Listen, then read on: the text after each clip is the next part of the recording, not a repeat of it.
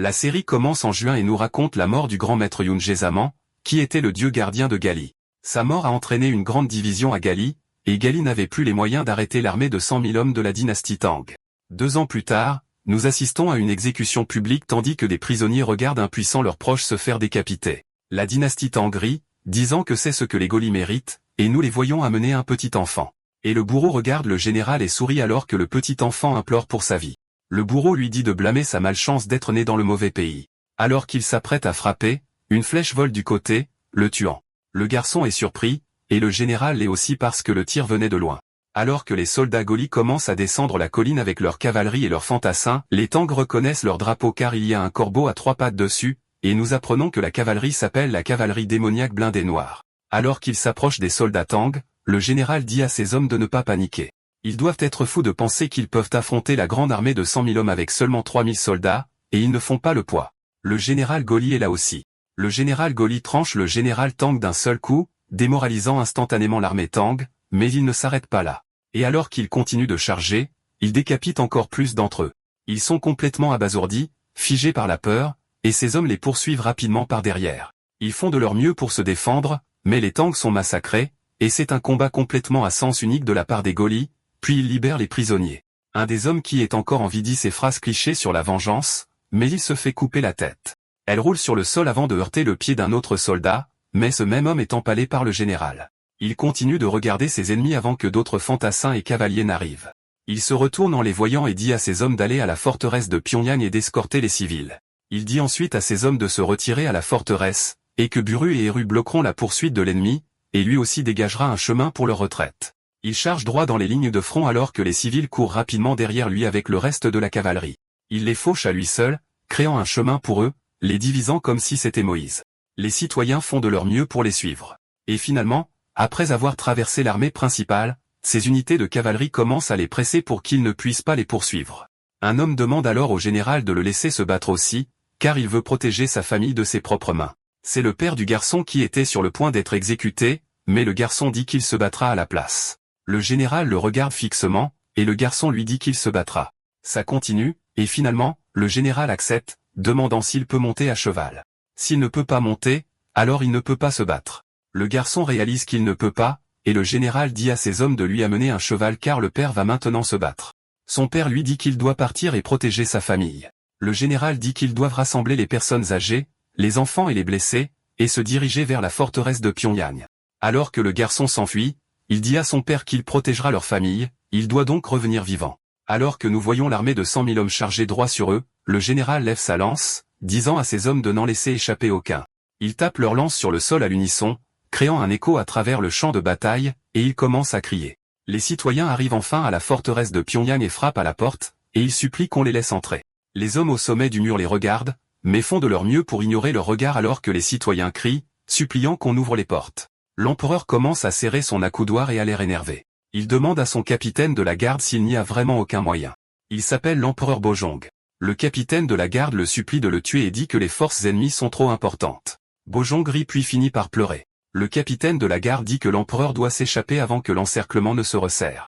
Bojang est déçu d'avoir échoué à s'aligner, et dit que même s'il s'échappe, il n'y a nulle part où aller. Le capitaine de la garde dit qu'ils ont préparé un navire, et qu'il doit naviguer vers le sud pour rassembler ses forces et reconstruire. L'empereur soupire, et il dit que même s'ils rassemblent leurs forces, qui se battra? Le capitaine de la garde lui rappelle que le grand sage Go Jingin est toujours là. Les yeux de Bojang s'illuminent instantanément d'espoir, et il réalise qu'il a raison. Il dit au capitaine de la garde de lui accorder une requête. Il écoute alors que nous ne pouvons pas entendre ce qu'il dit, mais il hoche la tête. Et nous comprenons cela grâce au fait qu'une de ses épouses met au monde son enfant. Quelque temps plus tard, nous voyons le père du garçon mort sur le sol, et le général Jinshin le regarde, disant que sa mort sera commémorée par son fils. La prochaine vague d'ennemis apparaît au sommet de la colline, et Buru et Uru commencent à se critiquer, pariant sur qui peut tuer le plus. Lui dit également que le cours de la bataille a déjà changé. Le général Jinshin dit qu'il va être difficile d'avancer à partir de maintenant. Uru et Uru disent qu'ils devraient tous faire un concours pour voir qui peut tuer le plus, et le perdant doit aller arracher la barbe du grand roi Yama. Jinshin dit qu'un concours ne semble pas mauvais, et alors que ses hommes sourient, il dit que ça a l'air amusant. Tout le monde commence à rire, et cela commence à résonner à travers le champ de bataille. Lui sourit car l'ambiance s'est améliorée, et tout le monde a déjà accepté que ce sera là qu'ils mourront. Lui regarde Jinshin, disant que ce champ de bataille final devrait être assez excitant. Jinshin lève lentement sa lance dans les airs, et tout le monde se verrouille. Et Jinshin dit que pas un seul ne mettra les pieds dans la forteresse de Pyongyang. De retour aux portes de la ville, la porte s'ouvre lentement, et le capitaine de la garde commence à sortir. Jinshin s'est retourné en le voyant, et il dit que cet ordre est pour Jinshin ainsi que pour tout le monde, qu'ils doivent se retirer, et c'est un ordre direct de leur majesté. Ils commencent à le faire, abandonnant leur forteresse. Uru et Uru se demandent ce qui va se passer car s'ils quittent la forteresse, elle sera en danger, mais disent que l'empereur doit avoir un plan. Actuellement, tout ce qu'ils savent du capitaine de la garde, c'est qu'ils doivent se déplacer vers le port, monter sur les navires et attendre d'autres ordres. Lui dit qu'il semble que l'empereur ait l'intention de naviguer vers le sud et de regrouper ses forces. Alors qu'il passe devant, quelque chose attire les yeux de Jinxin, et il voit le chariot d'un noble sur le sol. Uru dit qu'il a ruiné leur pays et a essayé de fuir. C'est sûr que c'est pathétique. Uru dit qu'il aurait aimé pouvoir lui faire un trou dans le crâne lui-même. Un homme s'approche alors d'eux, vraiment paniqué, et dit à Jinshin qu'il y a un problème. Une force de cavalerie tank de 500 hommes les poursuit depuis la forteresse. Il semble qu'elle poursuive un chariot qui a quitté la forteresse. Whis dit qu'un autre noble s'enfuit, et l'homme dit que ce n'est pas ça. Le drapeau de l'empereur flotte sur le carrosse. Le capitaine de la garde et ses hommes font de leur mieux pour le protéger, disant qu'ils doivent rester près du carrosse, et qu'ils ne peuvent laisser personne passer. L'autre force commence à s'approcher d'eux. L'un des hommes dit qu'il va leur donner du temps. Le capitaine de la garde dit que c'est absurde, mais l'homme appelle la garde arrière et 10 personnes pour le suivre. Il appelle le vice-capitaine, mais il l'ignore et sourit en disant qu'il doit protéger son Altesse, le prince héritier, et charge droit dans les forces blindées. Alors qu'il charge, le chef de la cavalerie ennemie le poignarde en pleine gorge, et le vice-capitaine serre les dents, mais c'est trop car il est désarçonné et empalé dans le sol. Ces hommes sont rapidement mis hors d'état de nuire, et ils continuent rapidement à poursuivre le carrosse. Ce faisant, le capitaine de la garde regarde en arrière, voyant comment le vice-capitaine est tombé instantanément. Mais quand il regarde en avant, une flèche passe juste devant son visage. Elle ne le vise pas cependant, car elle passe juste au-dessus de son épaule, touchant le chef de la cavalerie derrière, le faisant tomber de son cheval. Le capitaine de la garde regarde devant lui pour voir d'où elle vient et aperçoit le drapeau de Jinshin et commence à pleurer de joie alors que lui et ses hommes chargent droit vers eux, passant pour permettre au carrosse d'atteindre le port. Alors qu'ils se croisent, lui et Jinshin échangent des salutations, mais c'est à peu près tout car ils ont tous les deux leurs propres devoirs à accomplir. Jinshin pour gagner du temps, et le capitaine de la garde pour escorter le prince héritier. Jinshin dit à ses hommes qu'ils doivent anéantir tous les ennemis devant eux. Il crie et charge droit dedans, et cela se transforme en un bain de sang total. 2 des ennemis tanks sautent sur lui, mais reçoivent une flèche à travers leurs 2 crânes. Et nous voyons que ce n'était nul autre que Uru, qui dit qu'il a 2 victimes d'avance pour le moment. Uru resserre sa prise sur sa hache avant de trancher un homme et son cheval en un seul, disant qu'il n'en a qu'un de plus à rattraper.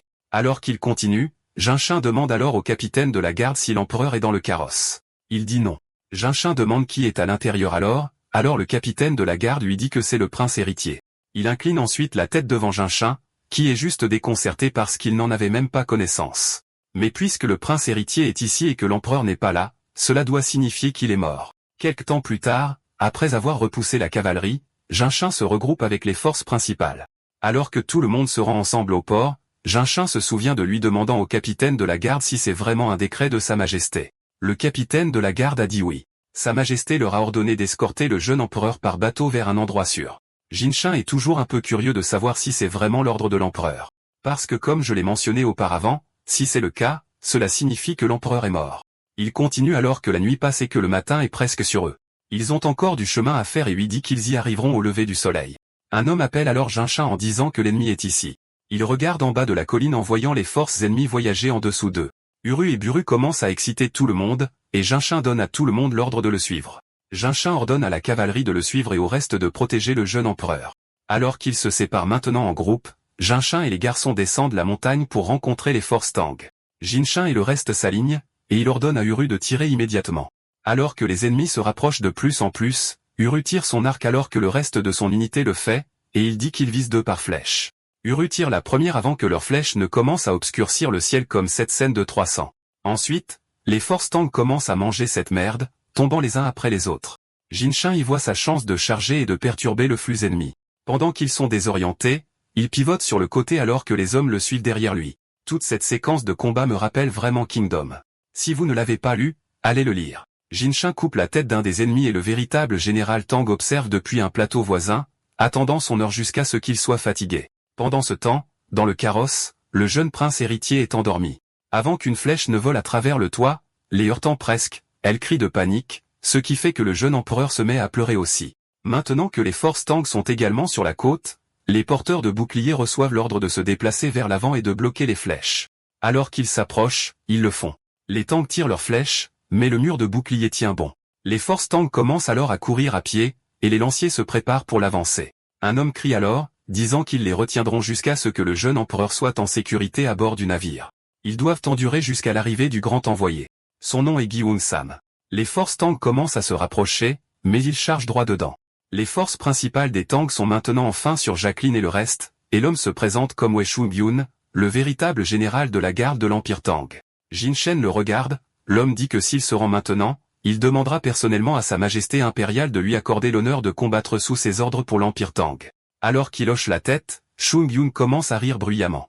Il dit un choix judicieux, et il fera de lui son bras droit avant qu'une flèche ne vole, perçant son crâne. Comme c'est pourquoi Jinjin a vraiment hoché la tête, c'était pour qu'Uru-tire, et il a même percé l'homme derrière. Shungyun tombe instantanément mou. Uru et Buru commencent à dénigrer, leur demandant s'ils ne se battent qu'avec leur bouche. Ils entourent rapidement leur général, et Jinjin dit à Hui d'y aller. Hui saisit sa hache, disant à toutes les troupes d'écouter son appel et de charger. Ils commencent à lancer leur hache en avant, anéantissant les ennemis devant eux. Un des soldats qui est allongé sur le sol après qu'une hache l'ait attrapé dans la poitrine lève les yeux seulement pour voir un cheval alors qu'il piétine son crâne, faisant éclater cette merde comme une pastèque. Le combat continue, mais de retour au port, nous voyons que Sam et le reste ont également résisté à leur faim. Sam est à bout de souffle, mais entend le bruit des chevaux et se demande si ce sont les ennemis ou les alliés. Il aperçoit Jinjin et dit à ses hommes que le grand envoyé est enfin là. Tout le monde commence à applaudir, et Jinjin crie, leur disant que les troupes Tang sont derrière et qu'ils doivent monter à bord du navire rapidement et bouger comme si leurs pieds étaient en feu.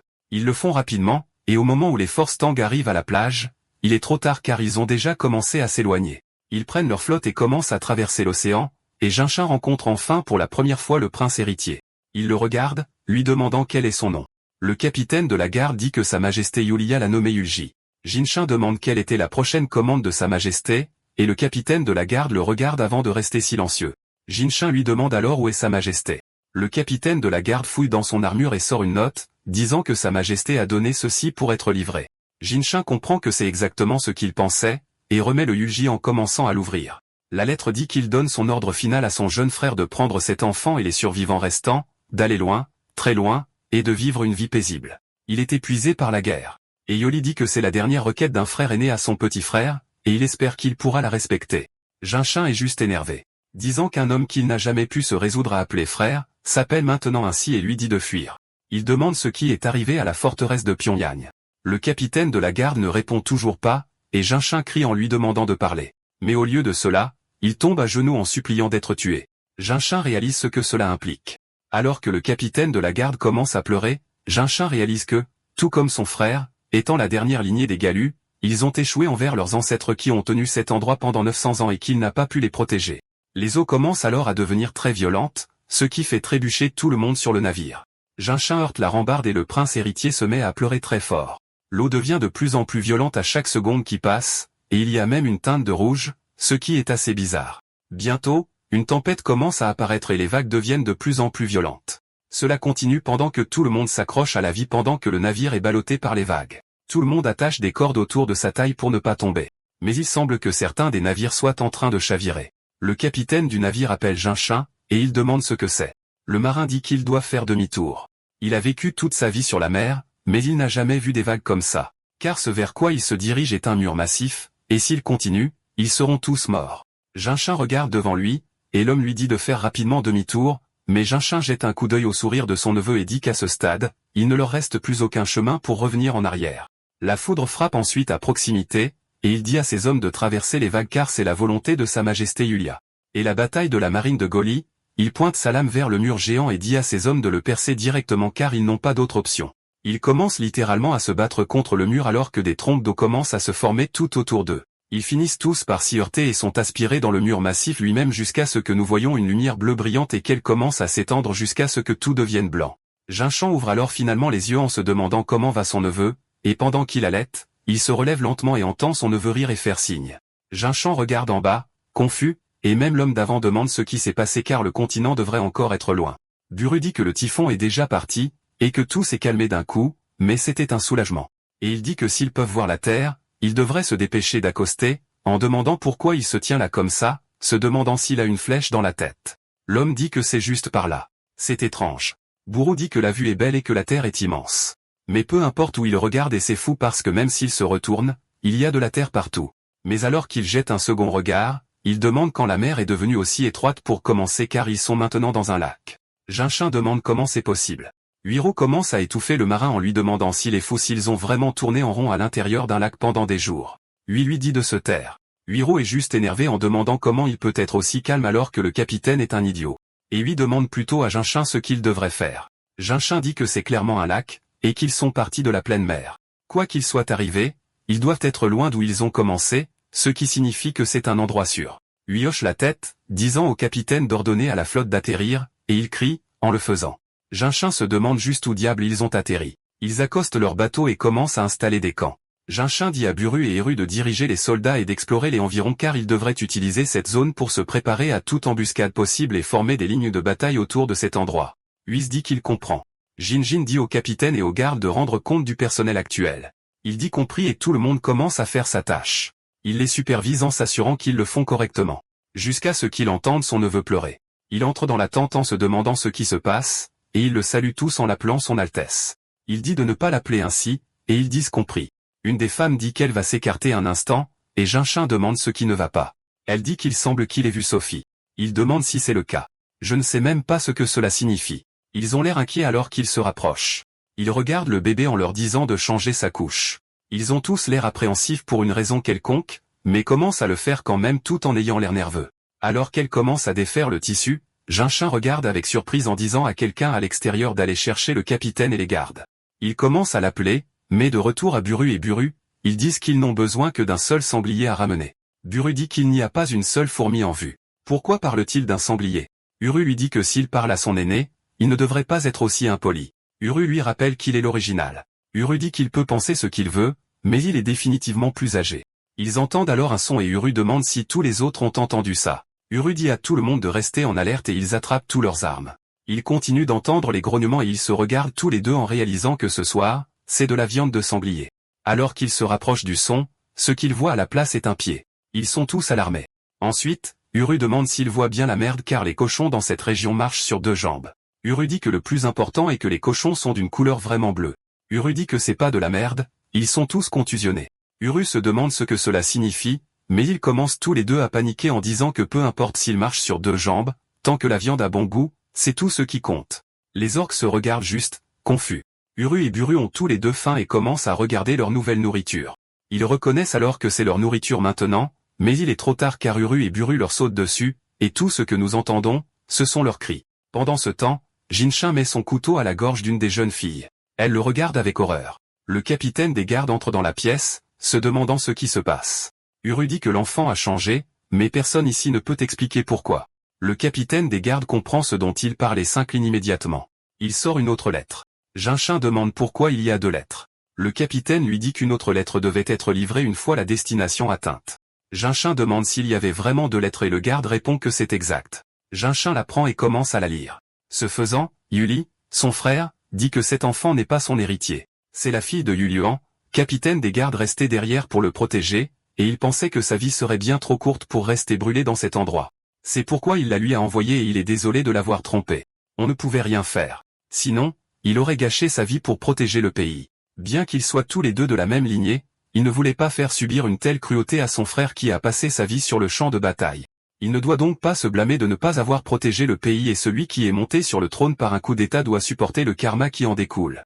Sa vie s'est déroulée comme une simple marionnette du pouvoir. Alors qu'un des généraux s'approche lentement de lui, Ioli dit qu'il espère que son frère vivra différemment et exécutera tout selon sa volonté. Ce sont ses derniers vœux à son frère.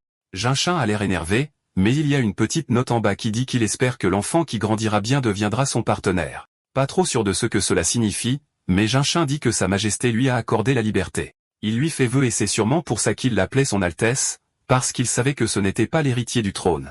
Jinshin regarde la petite fille étend la main vers elle. Elle s'accroche à sa main, il est surpris et son cœur commence instantanément à fondre quand elle rit avec lui.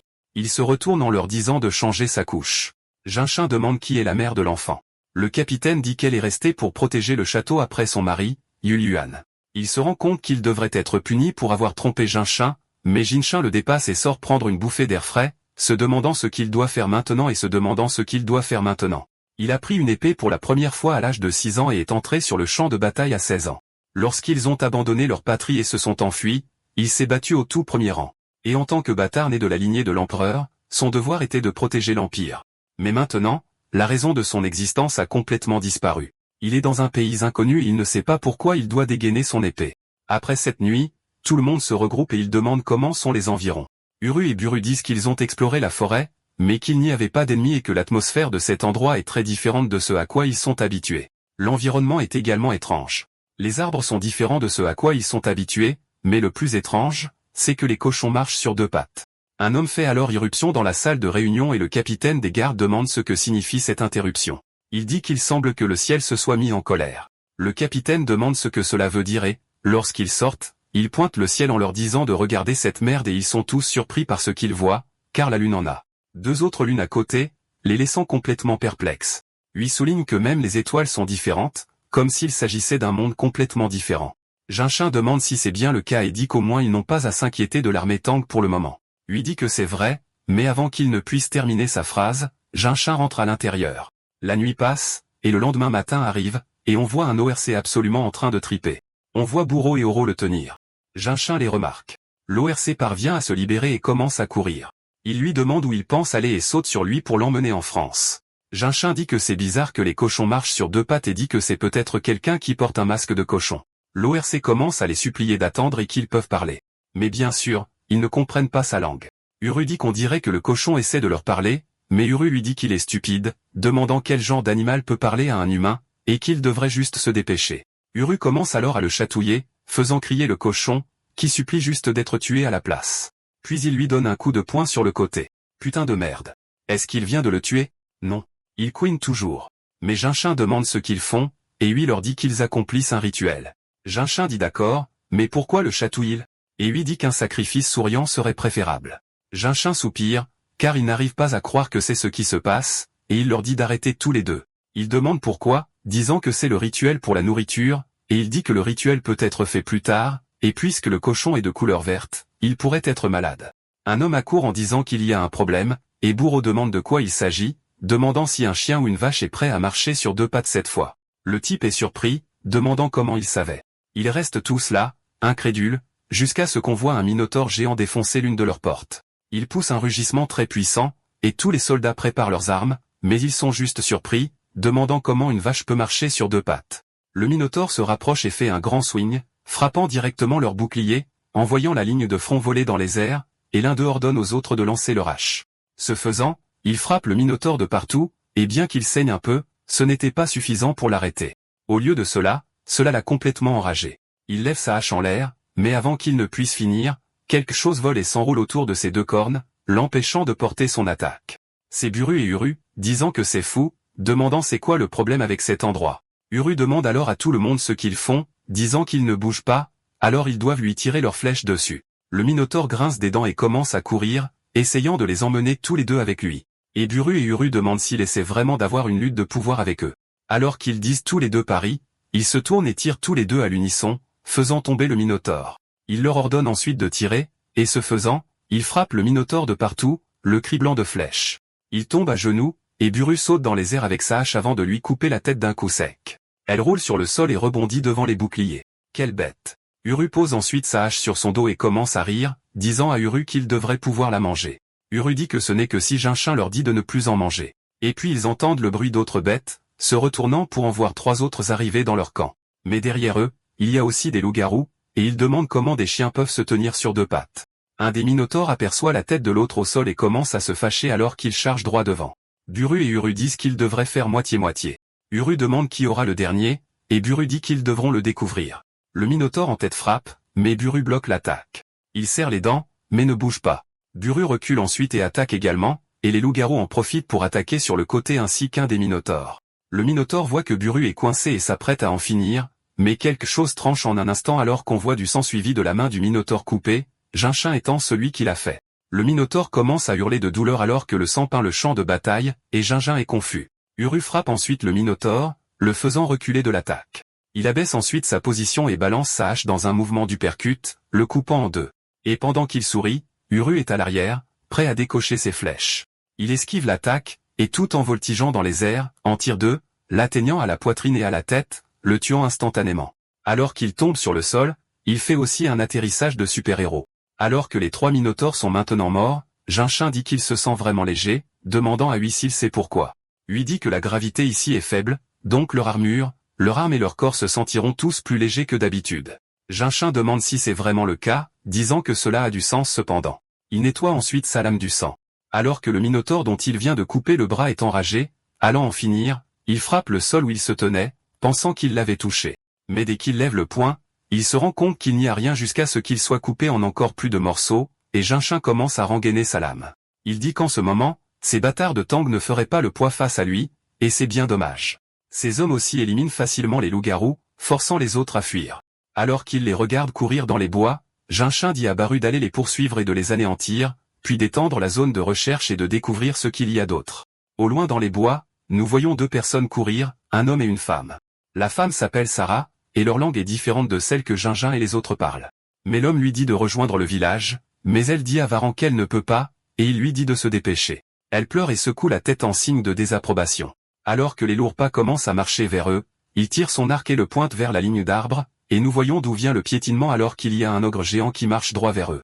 Il commence à rugir, et Varan lui dit de se taire et tire sa flèche sur lui, mais elle rebondit sur sa peau. Il réalise que c'est mauvais et supplie Sarah une fois de plus de courir. Elle commence à hésiter avant de se retourner et de pleurer en s'enfuyant, mais elle trébuche et tombe sur le sol, et l'ogre la repère et commence à marcher vers elle. Varan réalise qu'il doit attirer son attention et commence à crier et à lui tirer dessus davantage, lui disant de le manger à la place.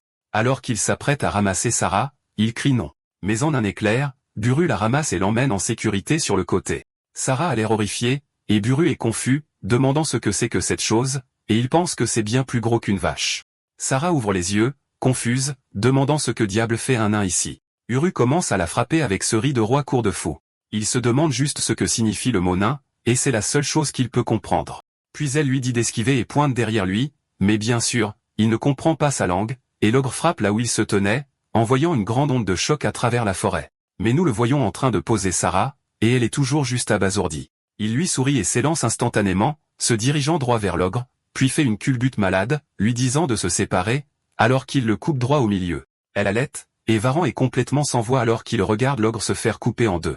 Varan dit qu'il n'y a pas moyen que ce soit possible, et Baru prend cette pause cool juste après. L'ogre tombe en 2 derrière lui, et il regarde vers Sarah et commence à passer ses doigts dans ses cheveux, disant qu'il doit y avoir un ordre supérieur, et ce n'était pas si mal, n'est-ce pas? Ils sont tous les 2 confus, mais commencent instantanément à s'incliner, le remerciant, l'appelant un nain. Mais dans leur langue, merci est son nom, et ils demandent simplement comment il connaissait son nom pour commencer. De retour au camp, nous voyons Varan et Sarah à l'intérieur de la tente pendant que les soldats se rassemblent autour d'eux en les fixant. Varan dit que quoi qu'il arrive, il la sauvera. Nous apprenons qu'il est en fait son oncle, et elle dit non. Elle est trop blessée pour bouger de toute façon, et au moins il ne peut pas s'échapper et avertir le village. Il demande comment il pourrait possiblement l'abandonner, et Buru lui dit d'arrêter de jacasser. Il entre, lui disant de parler pour qu'il puisse comprendre. Varan essaie toujours de la convaincre de partir, et les soldats deviennent fous de la couleur de ses cheveux et de son teint, se demandant s'ils ont vraiment atterri dans l'ouest. Mais il continue de parler alors qu'il les fixe. Il voit qu'elle est mal à l'aise et dit à tout le monde de ficher le camp. Il commence à s'enfuir. Jinshin dit qu'ils doivent être les habitants. Uru dit exactement, mais Jinshin est plus curieux de savoir s'ils peuvent les comprendre. Uru dit qu'ils lui ont dit son nom, mais il ne peut rien comprendre d'autre. Jinshin regarde autour du camp, repérant l'ORC, puis dit qu'ils ne savent pas où ils sont, et ils doivent savoir ce qu'il y a d'autre ici à part des cochons et des vaches qui marchent parce que des dangers inconnus pourraient couper leur fils de vie. Pour cela, il faut des mots. Bien sûr, Sarah et Varan ne le comprennent pas, et Jinshin dit qu'ils finiront par trouver un moyen. Lui dit qu'il va essayer de penser à quelque chose, mais Buru dit qu'il sait ce qui pourrait être une solution ici. Il dit quoi alors? Il y a en fait quelqu'un ici qui est un génie qui connaît toutes les langues. Bien sûr, ce n'est autre que Wunsam, et il se présente. Apparemment, il connaît toutes les langues sous le soleil. Jinshin demande si c'est vrai. Il dit qu'il a échangé l'Ouest avec ses parents quand il a grandi, donc il a appris beaucoup de langues étrangères. Jinshin lui dit d'essayer de parler, et il dit que c'est sa chance de prouver sa valeur maintenant. Tout au long de sa vie, il a été dans de nombreux endroits comme Rome et le Japon, et il n'y a aucun endroit où il n'a pas été, et aucune langue qu'il ne connaisse pas. Il lui dit bonjour, et elle est juste confuse. Il dit qu'il suppose que c'est non. Et puis il lui dit bonjour, et bien sûr, elle ne comprend pas non plus. Jinjin se demande s'il leur fait perdre leur temps. Alors Wang Sung dit qu'il va essayer la salutation joue contre joue, et dit bonjour une fois de plus. Elle panique, et Buro lui demande ce qu'il fabrique. Jinshine s'énerve de plus en plus, et Wang Sung se met à parler toutes les langues jusqu'à ce que Uro le frappe à la tête, disant que ça ne marchera pas. Jinshine dit qu'il avait oublié qu'il est inutile en dehors des combats, et Baro le traite d'escroc. Disant à son frère de l'emmener, il commence à le traîner, alors que Wongsam implore une autre chance, et continue d'essayer de faire répondre Sarah, mais sans succès, et son nouveau titre est escroc. Après son départ, Huis dit qu'il va essayer. Il se met à genoux, tout en se pointant du doigt, et dit son nom. Elle est confuse, et il le refait une fois. Elle commence alors à dire son nom, disant qu'elle comprend. Il lui demande alors son nom, et elle lui dit que son nom est Sarah. Tout le monde commence à s'emballer que Hui ait réussi, et Buro rit très fort, disant qu'il connaissait déjà son nom, car il l'avait appelé 2 fois. Buro se met à rire, disant qu'elle connaissait déjà son nom quand il l'a sauvée, et elle le remercie encore une fois. Mais dans sa langue, ça ressemble juste à son nom, et il rit, disant qu'elle a une bonne mémoire. Jinshin dit qu'on dirait qu'il ne fait que jacasser, et Hui lui dit de le laisser s'amuser. Jinshin se lève, disant qu'il est temps pour eux de terminer la journée, et tout le monde le salue. Ils laissent tous Sarah et Varan le regarder, et Varan dit qu'il est toujours là, parce qu'ils l'ont ignoré. Plus tard dans la nuit, dans un autre avant-poste, à l'intérieur, on voit un homme qui regarde sa table en mangeant de la nourriture. Il s'appelle le baron Alvin du royaume de Hayan, et son garde s'appelle Tilumen. Un homme en larmes dit que la bande de mercenaires va bientôt s'emparer du village agricole. Alvin s'essuie la bouche, disant qu'il n'arrive pas à croire que ces vermines fuient le royaume, et il va leur faire payer ça. Quelque temps plus tard, Jinshin demande s'ils partent demain, et Hui répond que oui. Mais bizarrement, Sarah suit bien Buru et Uru, alors ils ont décidé de l'envoyer avec eux pour ce voyage. Jinshin dit que la pureté et la simplicité vont de pair. Hui demande ce que cela signifie, jusqu'à ce qu'il entende Buru dire qu'il est là. Jinshin leur dit d'entrer, et on voit Sarah avec lui. Hui comprend maintenant exactement ce qu'il voulait dire par pureté et simplicité, et rit un peu à ce sujet. Jinshin dit qu'il devrait aller au village et leur faire savoir qu'il les aide, et qu'ils sont pacifiques. Buru dit qu'il le fera et qu'il faut lui faire confiance, mais Jinshin dit non, et qu'il va envoyer le capitaine des gardes. On apprend enfin que son nom est Denudeok pour l'accompagner. Uru demande pourquoi tout d'un coup, et s'il ne lui fait vraiment pas confiance. Jinshin dit que ce n'est pas ça. Il doit se concentrer sur la garde de cet enfant et faire bonne impression. Et comme Uru a besoin d'organiser des informations sur cet endroit avec quelqu'un qui s'appelle Varan, il affecte le capitaine des gardes à cette mission. Uru dit qu'il ne réalisait pas qu'il planifiait tout ça à l'avance et rit, disant qu'il pensait qu'il ne lui faisait pas confiance, et qu'il comprend. Jinshin le fixe, disant que la seule chose pour laquelle il peut lui faire confiance, c'est le combat, mais il ne voulait pas lui dire ça. Alors qu'ils se dirigent vers le village, ils escortent certains des orques avec eux. Uru se souvient que Jinshin a dit que Denudeok a une montagne de travail à faire dans le camp, alors il va juste les envoyer tous les deux pour qu'ils aillent et reviennent en toute sécurité. Ils lui disent de ne pas s'inquiéter et s'éloignent avec enthousiasme, et Jinshin, bien sûr, n'aime pas ça et n'en est pas content. Alors qu'ils utilisent les orques pour tirer le chariot, ils commencent alors à sentir quelque chose, et leurs mouvements deviennent un peu plus rigides. Alors qu'ils continuent, l'un des hommes dit qu'il peut voir le village. Uru dit alors à tout le monde de s'arrêter, puis appelle l'escroc. Bien sûr, c'est Wongsam. Wongsam dit qu'il n'est pas un escroc, et qu'il a appris à parler leur langue en seulement 10 jours. Uru lui demande s'il veut subir un entraînement plus infernal, et bien sûr, Wongsam ne le veut pas. Uro lui dit alors de juste demander si c'est le village, alors il commence à discuter avec Varin, et ils font des allers-retours. Varin dit que les villageois pourraient avoir peur d'eux, alors il y va avec Sarah, et ils peuvent d'abord expliquer la situation. Wongsam le remercie avant de se faire frapper à l'arrière de la tête. Et Buro demande pourquoi il parle de lui comme ça. Wongsam est en train de mourir, puis explique que son nom est en fait juste merci dans leur langue, avant de se faire frapper à nouveau. Et Buro lui dit d'apprendre à ne pas dire son nom si facilement. Buru lui dit alors d'arrêter car il effraie l'enfant. Mais pour une raison quelconque, Sarah n'est pas surprise. Il se retourne et lui sourit, et elle dit que les remercier doit leur faire peur. Quand ils arrivent au village, ils doivent avertir leur peuple de ne pas leur dire merci. Quand ils arrivent, Varan est confus, se demandant où tout le monde est allé. Elle aperçoit alors des gens sur la place, et ils s'approchent. Mais alors qu'ils y vont, Varan réalise que quelque chose ne va pas et la cache rapidement. Il lui dit de se taire, et il regarde autour du coin alors qu'on voit l'aîné demander ce que cela signifie. Il parle à un homme nommé Capitaine Miron, disant qu'il pensait qu'ils allaient s'occuper de la horde d'orques et recevoir de la nourriture et de l'argent. Miron se baisse à son niveau, disant que le chef du village ne comprend pas la situation, et il dit que c'est parce qu'il est vieux et ennuyeux. Sérieux problème de dents à cause de la méthamphétamine. Il demande alors pourquoi ils risqueraient leur vie en combattant des orques alors qu'ils peuvent gagner de l'argent en les capturant tous à la place. Instead. Ces hommes commencent à sourire, et il ordonne à ces hommes de ne pas blesser les femmes. Mais ils peuvent faire ce qu'ils veulent des hommes et tuer quiconque n'a aucune valeur. Alors qu'ils commencent à les frapper à mort, ça se transforme en pur chaos. Une femme implore qu'on sauve son enfant, et l'un des mercenaires regarde son complot et dit que cela dépend de ce qu'elle fait si elle veut que cela arrive. Il l'attrape alors et commence à l'entraîner, et l'aîné voit ça et commence à crier avant que sa tête ne soit enfoncée dans le sol par Mérins, disant qu'il vaut mieux vivre comme un esclave que d'être mangé par des orques. Le chef du village la regarde se faire traîner au coin d'une maison et n'arrive pas à croire ce qui se passe. Il dit qu'ils ont fui ici pour échapper à la tyrannie du royaume et sont devenus fermiers, mais c'était son erreur de faire confiance aux gens si facilement. Mais il espère que Varan et Sarah ne reviendront jamais, car au moins ils doivent être en sécurité. Varan commence à paniquer et dit que Sarah doit aller les informer de la situation. Elle demande ce qu'il va faire, et il dit qu'il va gagner autant de temps que possible. Elle essaie de le dissuader, mais remarque alors quelque chose derrière lui alors qu'on voit un type écouter la conversation, disant qu'il semble qu'il y avait de petites souris cachées à proximité. Un peu plus tard, ils sont tous les deux jetés au sol alors qu'on voit que Varan a été battu. L'aîné les aperçoit et commence à crier non, et le porc qui l'a amené dit qu'il l'a trouvé derrière les baraquements. Miron lui dit de s'en occuper, et il commence à l'attraper, prêt à l'emmener et à abuser d'elle. Varan lui dit d'arrêter avant de se faire botter le visage. Il commence à l'entraîner en hurlant, puis son corps commence à trembler un peu, et Sarah est confuse avant qu'il ne commence à tomber en arrière alors qu'une hache est implantée dans son crâne. Mérins demande ce qui se passe, et on voit Buru arriver sur ce cheval, et il demande pourquoi un nain est ici. Tous les mercenaires le regardent maintenant, disant que sa hache est massive. Il gare ensuite le fouet et en sort, demandant à Sarah si elle va bien car cet endroit est dangereux, et elle devrait prendre Varan et partir d'ici. Elle le fait, et il crie, leur disant à tous de se préparer. Les mercenaires sont confus jusqu'à ce qu'ils entendent plus de chevaux, et les garçons arrivent enfin. Buru leur dit à tous de les battre et de les traiter comme des bêtes, et s'ils sont armés, de les tuer instantanément. La cavalerie recharge directement et élimine les mercenaires avec une facilité totale. Un des hommes qui essayait de chatouiller la femme derrière la maison accourt, remontant son pantalon et demandant ce qui se passe. Et quand il se tourne, sa tête est envoyée voler dans les airs. Bon boulot, Baru. Le massacre continue jusqu'à ce que Miron et quelques-uns de ses hommes montent à cheval. L'un d'eux demande si le royaume a envoyé l'ordre des chevaliers, mais Miron dit qu'il n'y a aucun moyen qu'il soit venu ici aussi vite.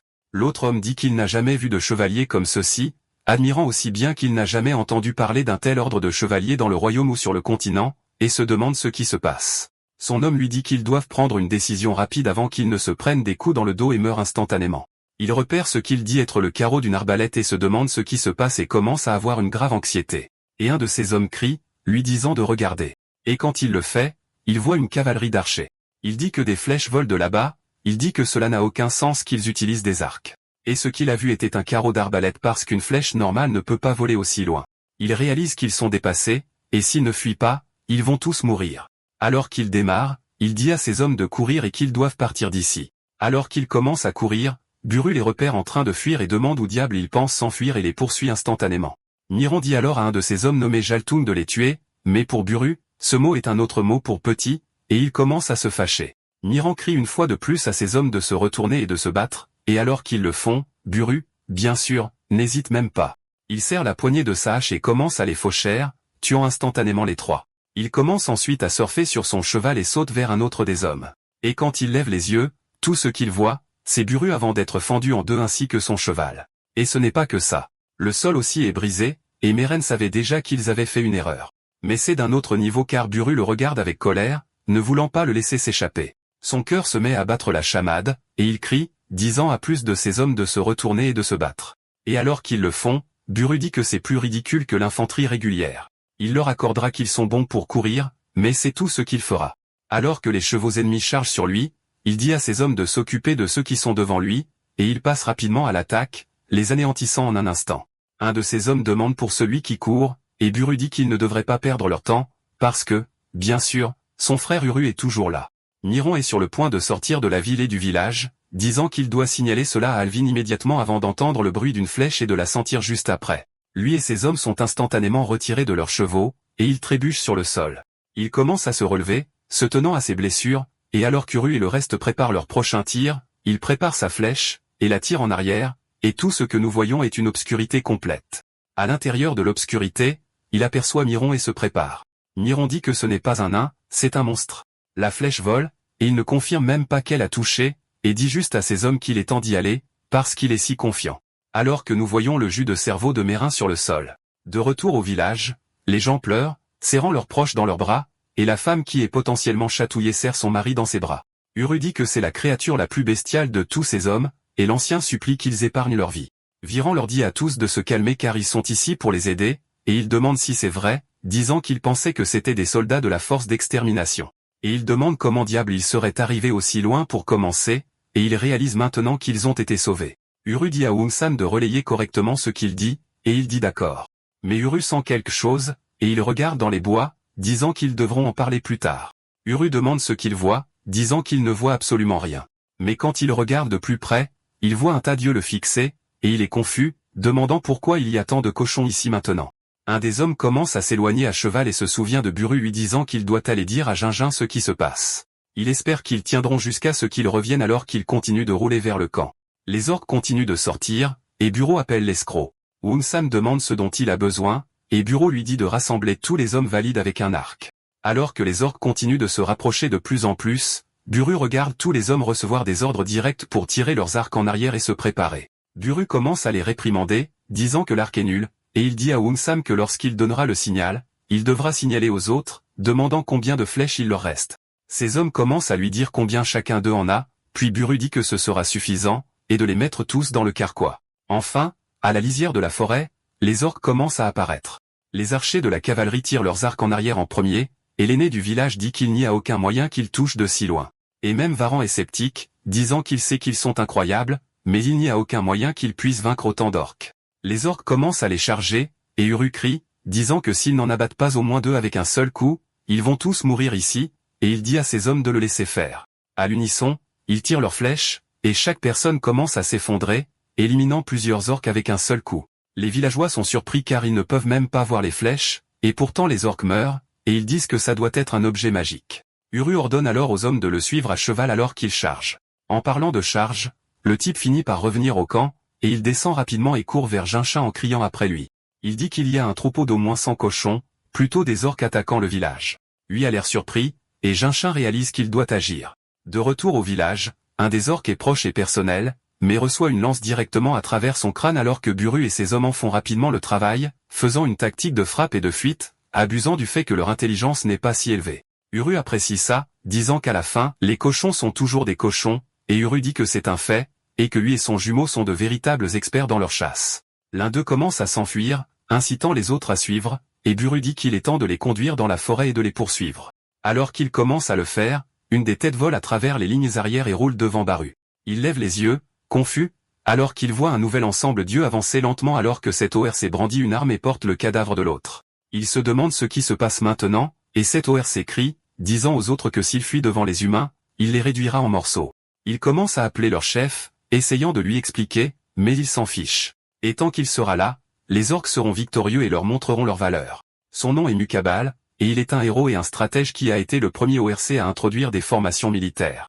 Il commence à chanter son nom ainsi que les autres, et il leur dit de se diviser en 4 groupes et d'attaquer le village. Il commence à recharger, ignorant Buru, et il est surpris qu'un cochon utilise des tactiques, et il dit à ses hommes qu'ils doivent se dépêcher de retourner au village. Alors qu'il commence à le faire, nous voyons les orques escalader les murs, sautant sur un des villageois, et il tient sa lance et tombe au sol, et elle s'empale sur lui. Le sang commence à l'aveugler pendant que le cochon commence à lui couper le bras. L'homme commence à crier avant qu'une flèche ne vole directement dans le dôme. L'homme tient son bras alors qu'Uru lui dit de se ressaisir, et il voit plus d'orques escalader et réalise qu'il n'a plus de flèches, alors il saisit sa hache et la lance, la tuant instantanément. Maintenant qu'il n'a plus d'armes, il ramasse des pierres et les lance, disant à l'homme de prendre sa lance et de continuer à se battre car il ne mourra pas juste en perdant un bras. L'homme le fait alors que des renforts arrivent pour aider Uru, et Uru dit qu'ils doivent les repousser car s'ils percent, ils vont tous mourir. Il entend alors des cris derrière lui et se retourne, voyant un ORC s'en prendre aux femmes, et Buru finit par revenir et lui tranche la tête d'un coup sec. Alors qu'elle tombe au sol, il dit à son frère que ça dégénère. Et Buru répond, c'est clair, car ils en ont définitivement tué environ 200. Mais on dirait qu'il n'y a pas de fin. Et à ce rythme, il sera très difficile de tenir jusqu'à l'arrivée des renforts. Et si ce n'était que, ils pourraient courir, mais maintenant ils ne peuvent pas car il y a trop de vies innocentes en jeu ici. Oro et Oro sourient tous les deux et disent que c'est inévitable. Ils doivent juste tenir bon, et fuir les ports est quelque chose qu'un homme de Goli ne ferait pas. Mukabal ordonne à ses hommes de charger à travers le mur qu'ils ont ouvert alors qu'ils commencent à déferler sur la montagne, et Buru et Uru se préparent à les retenir. Alors qu'ils chargent tous les deux, ils s'arrêtent, et les orques aussi, car le sol se met à trembler violemment. Uru regarde autour de lui, apercevant de la poussière et des chevaux, et maintenant ils réalisent tous les deux que Jinshin a réussi.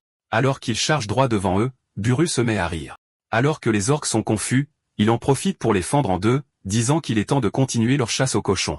Et lui et Oro sont super excités. Wongsom et les autres se battent maintenant aussi, alors que Jinshin se rapproche toujours.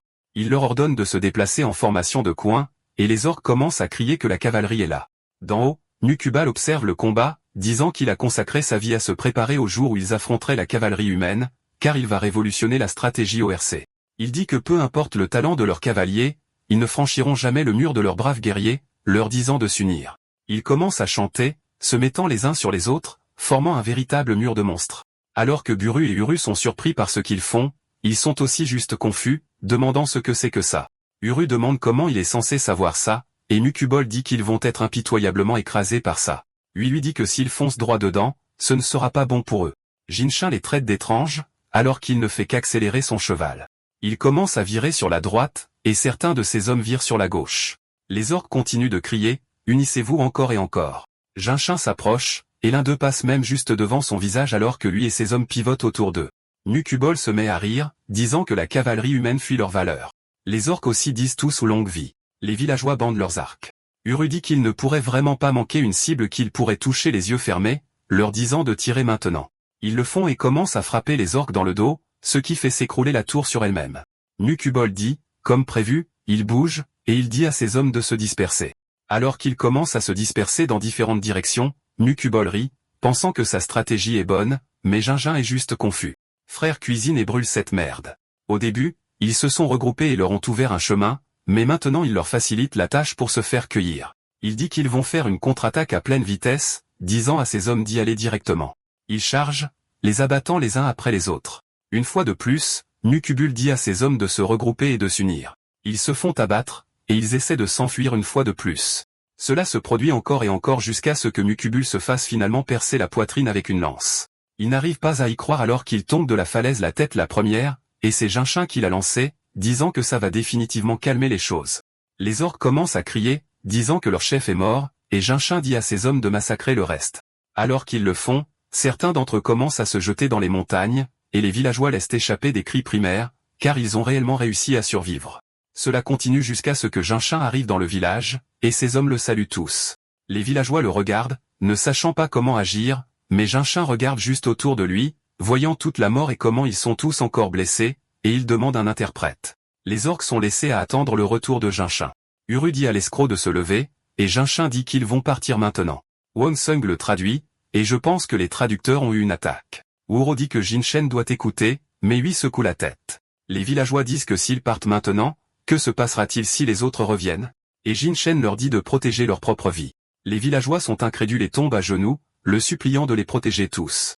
Wongsam le lui dit, et Jinshin demande s'ils souhaitent devenir des esclaves. Wongsam le traduit, et ils ont l'air surpris, et Varan dit qu'au final, ils ne seront peut-être pas différents du royaume. Mais Jinshin leur dit qu'ils sont des gens qui vivent pour protéger leur nation, leur famille et leur peuple.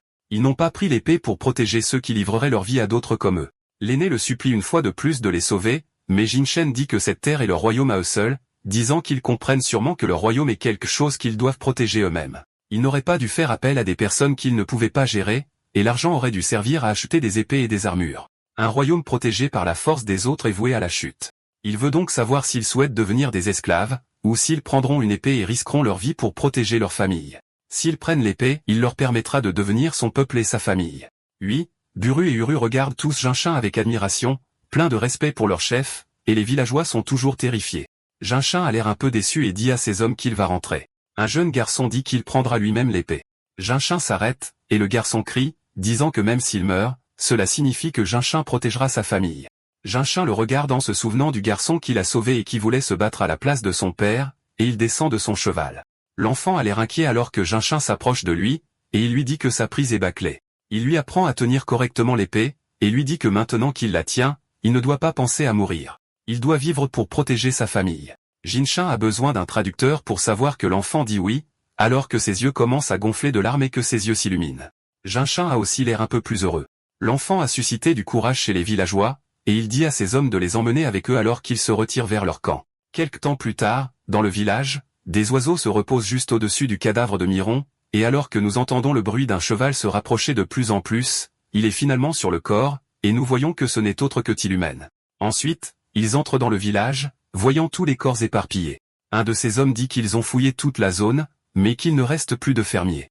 Alvin demande alors à Tillumène ce qu'il pense qu'il s'est passé, et Tillumène dit qu'il semble que les orques et les mercenaires aient été tués par le même groupe. Alvin demande s'il essaie d'insinuer que les fermiers ont tué à la fois les orques et les mercenaires et se sont enfuis, mais Tillumène dit qu'il ne le pense pas car il a trouvé une flèche qu'il n'avait jamais vue auparavant et qu'une faction inconnue intervient. Alvan demande pourquoi quelqu'un d'autre oserait convoiter sa propriété et se retourne énervé, disant qu'une fois qu'ils auront rassemblé tous les fermiers pour qu'ils soient offerts en hommage au royaume, il les éliminera. De retour au camp, Jinchin et les autres reviennent enfin avec les villageois à leur suite, et, bien sûr, les hommes sont de nouveau excités à cause de leur couleur de peau. Ils parlent de la beauté de l'une d'entre elles, et Boro demande pourquoi ils bavent autant et dit que juste parce qu'il était parti, il semble qu'ils aient relâché leur entraînement et qu'ils devraient attendre avec impatience l'entraînement d'aujourd'hui. Dimudéoc demande quelle est la situation avec les réfugiés derrière Jinchin, et il répond qu'à partir de maintenant, ils sont aussi des habitants de Goli. Dimudéoc demande si cela signifie qu'il est sur le point de continuer la lignée de l'empereur, et Jinchin lui demande de quoi il parle. Dimudéoc dit d'accepter le message que les gens veulent dire, mais avant qu'il ne puisse terminer sa phrase, Jinchin l'interrompt, disant que ce dont ils ont besoin maintenant, ce sont des soldats pour repousser les envahisseurs et des femmes et des enfants qui peuvent devenir le cœur de la volonté de protéger, et c'est pourquoi il les a amenés ici. Dimudéoc essaie toujours de comprendre ce qu'il dit, mais Jinchin dit que cela suffit. Lui l'appelle alors, disant que puisqu'il les a déjà acceptés comme son peuple, il devrait faire ce que dit le commandant de la garde, et continuer la lignée de l'empereur. Ils ne savent pas où ils sont, ni même si c'est le monde dans lequel ils vivaient, et donner un but aux soldats et au peuple deviendra un pilier pour soutenir leur vie, et il doit prendre cette décision. Jinchin se tourne vers lui, et lui sourit. Jinchin dit qu'il serait mieux comme empereur parce qu'il ne veut pas le faire. Dimudéoc demande comment il peut dire une chose pareille, et Jinchin répond qu'il laissera peut-être Boro ou Uro le faire. Dimudéoc dit que c'est hors de question. Ce n'est pas une situation pour plaisanter. Jinchin y réfléchit et dit à lui et Dimudéoc qu'il est un homme qui a vécu toute sa vie sur le champ de bataille, qu'il n'est pas compétent en matière d'État et que Dimudéoc peut gérer les affaires de cet endroit comme il l'entend. Dimudéoc essaie de le persuader une fois de plus, mais Jinchin dit qu'il fera ce qu'il peut. Par conséquent, il doit lui aussi prendre en charge ce dont le parti est capable, et il ne lui dit pas de devenir l'empereur, car un empereur incompétent ruinera la nation. Les seules choses qu'il sait faire sont faire la guerre et protéger. Une fois de plus, Dimudéoc s'apprête à lui dire quelque chose, mais il est interrompu par les cris de certains villageois à propos du clan des Titans. Il se tourne, et Jinchin demande ce qui se passe, alors qu'il voit des nains s'agenouiller devant Buru, et Buru pense qu'ils font partie d'un ancien clan. Buru et Oru disent en plaisantant qu'ils ne peuvent pas laisser leurs proches ici, et quand ils les regardent de plus près, ils se rendent compte qu'ils ne sont pas comme les autres habitants. L'un des nains lève les yeux sur eux, paniqué, et nous avons un flashback des trois qui s'éloignent en dodelinant de certains orques. Ce sont les trois frères de Pierre. Gray dit que tout est de sa faute. C'est à cause de sa cupidité de trouver de leur vanne qu'ils sont venus jusqu'aux montagnes et qu'ils sont maintenant poursuivis par des orques. Mais alors qu'ils courent, ils se tournent, surpris de voir certains des soldats les sauver, mais ils sont confus parce que leur peau est jaunâtre, qu'ils ont les cheveux et les yeux noirs, et qu'ils sont un peu différents des humains qu'ils connaissent. Même les hommes les regardent fixement et disent qu'ils ressemblent au général Uru et Baru. Quelque temps plus tard, chez un forgeron voisin, ici chez le forgeron, il dit qu'ils semblent être des forgerons dans ce monde, mais il n'a aucune idée de ce qu'ils font ici. Il fixe le brasier, se demandant comment un humain a pu créer une telle arme, et c'est alors que Jinchin est revenu.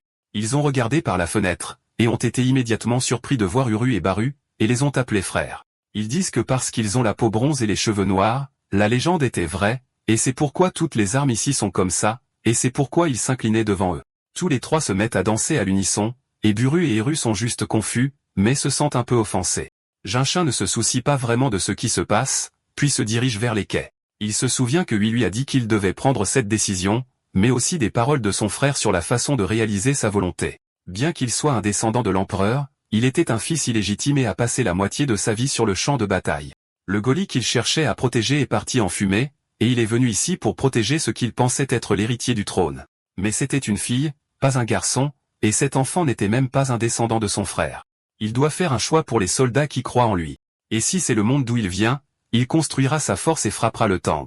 Sinon, il continuera l'histoire de Goli, car ce sera son devoir et son but principal pour ceux qui le suivent. Il lève les yeux vers la lune, voyant instantanément les deux supplémentaires, et il le réalise et sourit, disant qu'il semble que la décision a été prise, et il rentre à l'intérieur. Quelque temps plus tard, nous les voyons en train d'installer une petite colonie, et ils sont habillés normalement maintenant car ils ne portent plus leur tenue de combat. Lui dit qu'au début, les fermiers se méfiaient des soldats, mais maintenant ils sont devenus assez proches pour tomber amoureux les uns des autres, et nous voyons exactement cela se produire.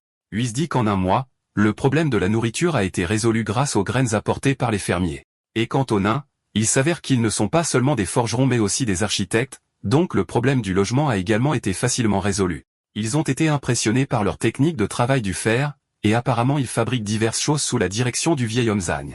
Et ils s'inclinent une fois de plus devant Baru et Haro. Et Jinshan dit, sûrement tout cela grâce à ces deux-là. Lui dit que le problème est la liqueur et la viande à utiliser pour la cérémonie de mariage dans quelques jours, et le manque de vêtements, et il manque également d'arcs. Jinshan demande quelle est la solution, et lui répond que selon Varan, s'ils se faufilent dans la ville et vendent les peaux et les os des créatures appelées monstres, ils peuvent gagner de l'argent. Et avec l'argent gagné, ils peuvent acheter les choses qu'ils ne peuvent pas obtenir ici, résolvant ainsi les problèmes de nourriture, de vêtements et même d'armes.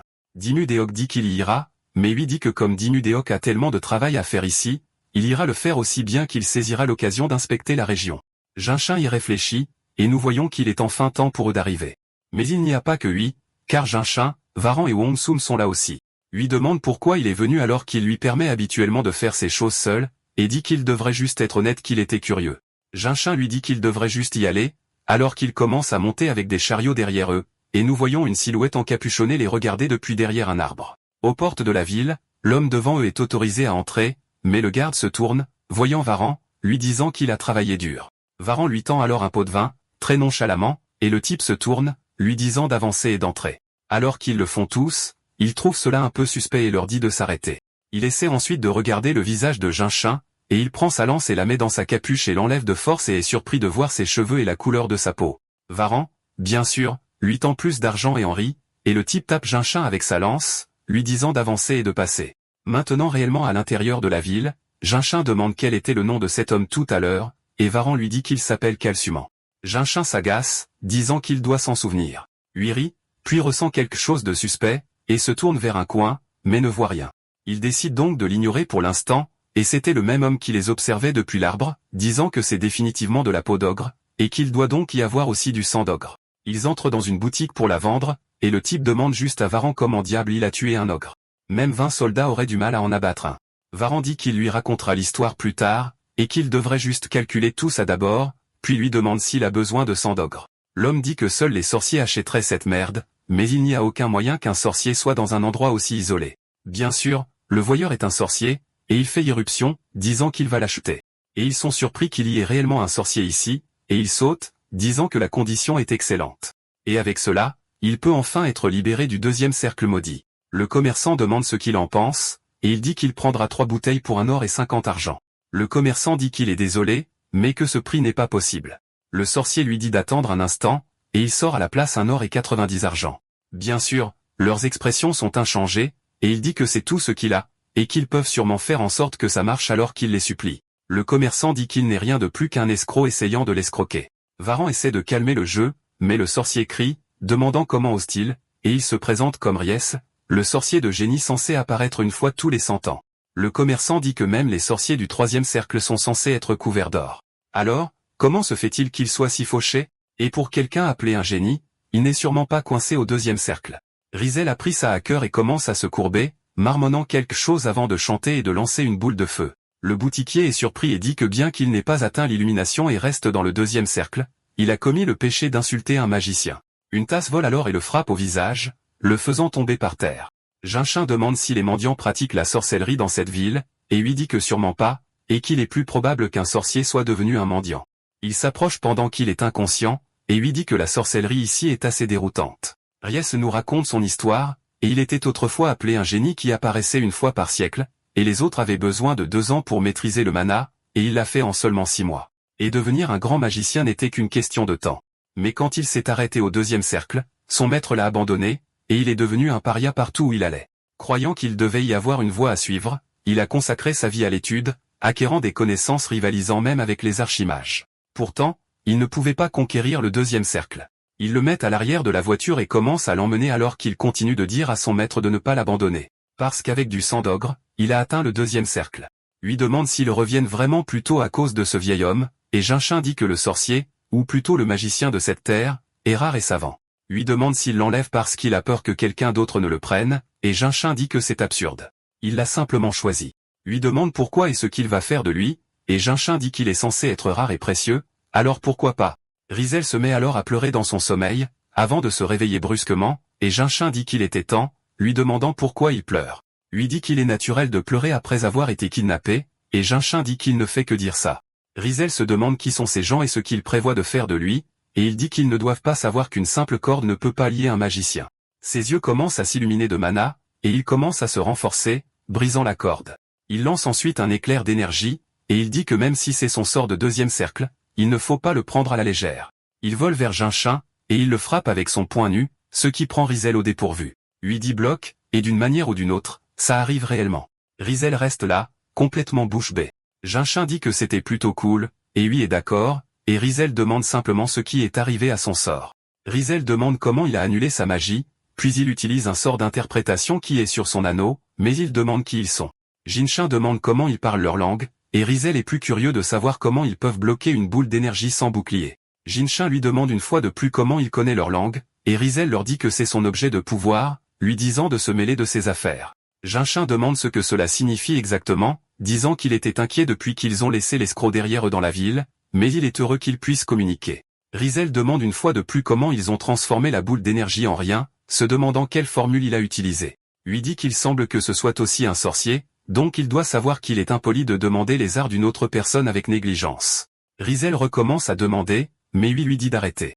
Et quand il regarde devant lui, nous voyons un groupe d'hommes marcher vers eux. Lui dit qu'il devrait d'abord s'occuper de leur invité non invité. Nous voyons qu'il y en a tout un groupe, et le chef n'est autre que Calciuman. Il dit qu'il serait insensé de perdre une source de revenus constante à cause d'un simple moment d'avidité, mais les objets chargés sur leur chariot étaient assez nombreux, et tout avait l'air très cher. Et c'était le moment idéal puisqu'ils se sont séparés. Il peut simplement tuer ces deux-là, prendre les objets, afin de pouvoir conserver la source de revenus et prendre les marchandises, et il les appelle malchanceux. Jusqu'à ce que lui disent briser, et que les coffres de deux des hommes explosent. Il brandit un talisman, et Jinshin est maintenant descendu de son cheval, dit que c'est un visage familier, l'appelant par son nom. Calciuman dit à ses hommes de les attaquer, et il charge droit sur eux. Lui lance 3 autres talismans, faisant exploser 3 d'entre eux. Calciuman est sans voix alors que Jinshin marche lentement vers lui, le regardant fixement. Un de ses hommes saute sur lui en l'air, et Jinshin dégaine rapidement son épée, le coupant en deux. Calciuman dit une fois de plus à ses hommes de les arrêter, mais ils ne bougent pas du tout, et il demande pourquoi ils restent là. Lui lance un autre sort appelé feu éteint, et une fois de plus, 3 des mecs commencent à brûler, se transformant en cendres devant lui. Calciuman est horrifié alors qu'il tombe par terre, et Jinshin s'approche de lui, le regardant de haut, lui disant qu'il était un homme bon. Lui dit que c'était impressionnant. Il lève son épée dans les airs, et Calciuman commence à crier alors que Jinshin la fait descendre, et il le frappe à la tête alors que lui dit d'arrêter de jouer avec lui, et Jinshin ne fait que le frapper encore et encore à cause de ce qu'il a fait sur le cheval, juste encore et encore. Lui dit qu'il devrait mettre fin à leur vengeance ici maintenant et partir. Calciuman se demande s'il est sur le point de vivre, mais Jinshin fouille dans son manteau, en sortant un talisman, et il réalise instantanément que c'est mauvais alors que Jinshin fait le même sort que lui a fait. Calciuman pousse un cri primal, mais bien sûr, il va parfaitement bien car seul le talisman a brûlé, et Jinshin dit, comme prévu, qu'il ne peut toujours pas le faire. Lui dit que si quelqu'un pouvait le faire, cela ne s'appellerait pas de la sorcellerie. Il est alors surpris, disant que le cœur de Calciuman ne bat plus.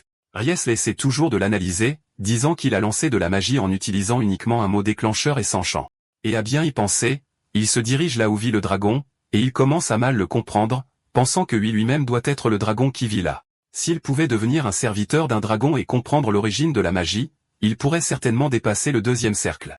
Lui s'excuse de l'avoir kidnappé, disant que s'il ne l'aime pas, mais Rizel commence à se plier instantanément, disant qu'il a dû l'amener parce qu'il a besoin de lui. Et s'il lui donne l'ordre, il fera n'importe quoi. Ils sont tous les deux confus, mais ils suivent le mouvement. Ils se dirigent vers le port, et Rizel est encore plus confus, disant qu'il y a un village aussi bien organisé dans les montagnes qui a la discipline et le moral des soldats qui rivalisent avec les empires. Uru et Uru les saluent, demandant qui est le vieil homme derrière eux. Il les voit tous les deux, et demande ce que fait le clan des titans ici, et une fois de plus il se demande pourquoi on les appelle ainsi. Rizel dit que ces nains étaient censés avoir disparu après la guerre démoniaque divine il y a 1000 ans.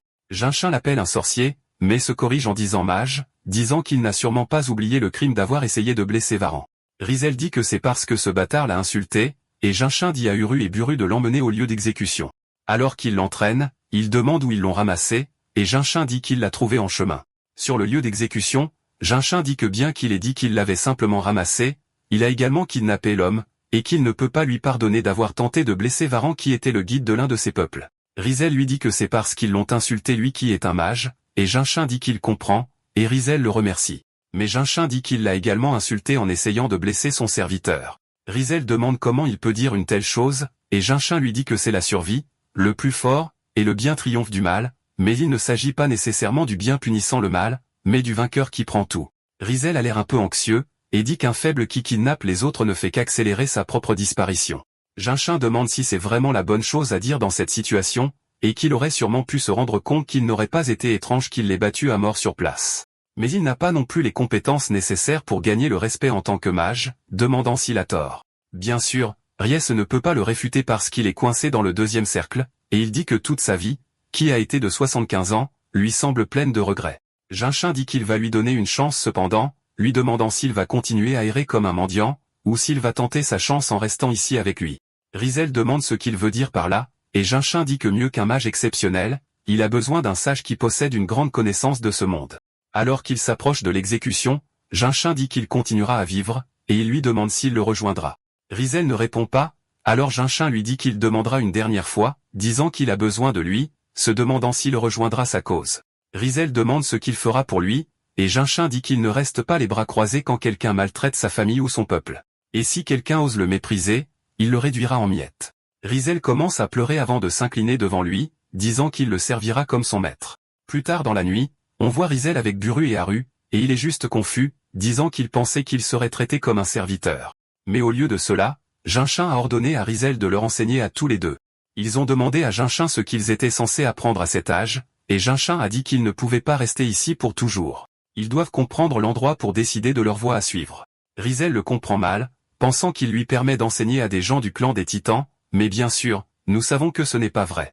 Jinshin dit alors qu'au lieu de compter sur l'objet, il doit apprendre leur langue. Et jusqu'à ce qu'il le fasse, il gardera cette bague.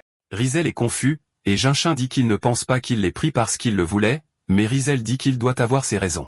Après un peu d'apprentissage, Buru et Uru s'évanouissent tous les deux, et Riès dit qu'en fin de compte, les nains sont toujours des nains. Jinshin entre alors. Alors que Riès le salue dans sa langue, Jinshin le fixe et retire la bague de son doigt, la lui tendant, puis se retourne en lui disant qu'elle est cassée.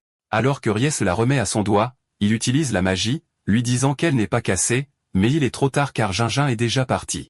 Ailleurs cette nuit-là, nous voyons Woonsam et Varan sur le chemin du retour. Woonsam remarque quelque chose et réalise qu'ils sont en train de tomber dans un piège. Il dit à Varan de s'arrêter, et il saute du foie et colle son oreille au sol, écoutant les pas. Varan demande ce qu'il fait, et il peut instantanément dire que son instinct avait raison, et il dit à Varan qu'ils abandonnent la charrette. Il prend son épée et l'attache autour de sa poitrine, disant qu'il doit se dépêcher à moins qu'il ne veuille mourir d'une mort inutile. Varan est confus, et ils attendent dans la forêt voisine, regardant la charrette. Alors qu'ils le font, deux nuits de la ville s'approchent, disant qu'ils ne peuvent pas croire qu'ils l'abandonneraient, et qu'ils ne pouvaient pas être allés loin, ils doivent donc s'éparpiller et les trouver. Ils commencent à marcher vers eux dans les bois, et Varan se demande quoi faire. Woonsam se lève cependant alors que Varan panique, se demandant s'il va mourir comme ça.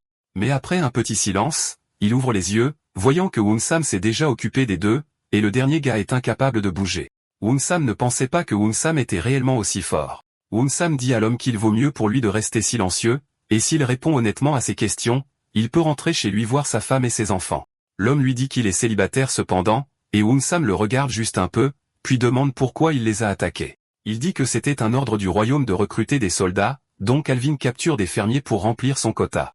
Wonsung dit que cela doit être la raison pour laquelle les mercenaires ont attaqué le village de Varan pour commencer, et l'homme supplie d'être épargné. Et puis il continue en disant qu'il a une femme coquine. Wonsung dit qu'il pensait qu'il était célibataire, et le mec dit qu'il a une petite amie. Wonsung se demande s'il devrait simplement le tuer ou non, mais pose sa lame, disant que comme il l'a promis, il le laissera partir puisqu'il a répondu aux questions. Mais cela le mettrait un peu mal à l'aise s'il revenait par où il était venu. Il devrait donc fermer les yeux et s'éloigner jusqu'à ce qu'il compte jusqu'à 1000 avant de revenir. Varan demande si c'est bien, car s'il le laisse partir, une équipe de poursuite pourrait venir après eux. Wonsum lui dit de ne pas s'inquiéter à ce sujet, car c'est un type honnête qui ne les dénoncerait pas. Le mec dit, bien sûr, de ne pas s'inquiéter alors qu'il s'éloigne, et Wonsum lui dit d'y aller à toute vitesse. Alors qu'il le fait, il chante joyeusement et avance jusqu'à ce qu'il crie. Varin se demande ce qui se passe, et Wonsung rit, disant qu'il aurait dû être plus prudent alors que nous voyons qu'il l'a fait marcher directement d'une falaise. Varin le traite de menteur, et Wonsung dit qu'il a en fait tenu sa promesse. D'autres hommes arrivent, demandant ce qui se passe alors qu'ils voient leurs camarades soldats morts sur le sol, et ils commencent à les encercler. Wang Sum sourit, demandant pourquoi il est toujours mis à l'épreuve par les cieux comme ça. Un des chevaliers dit qu'ils ne sont que deux, et il devrait en finir et rentrer vite. Varan lui demande ce qu'il va faire alors qu'il commence à s'approcher lentement d'eux. De retour au village, Sarah court quelque part, et elle entre dans la chambre de Baru, et il demande ce qu'elle fait ici si tard. Elle demande quand son oncle était censé être de retour, et il dit qu'il sera là demain. Il peut dire qu'elle était inquiète en demandant ce qui la dérange.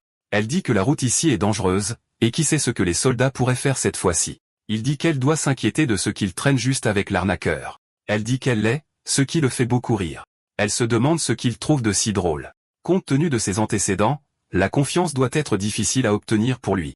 Alors que Wang Sung soupire, il dégaine sa lame, disant que rien ne se passe jamais en douceur. Wuro lui dit de ne pas s'inquiéter, car il peut ne rien dire d'autre que des mensonges, mais au sein de leur armée, il était exceptionnel et était connu comme le mannequin de combat. Alors qu'il rebondit sur Varan, il se précipite en avant, coupant instantanément la tête de tous ceux qu'il croise. Uru lui dit que parmi tous les inspecteurs de Goli, il est de loin le plus fort.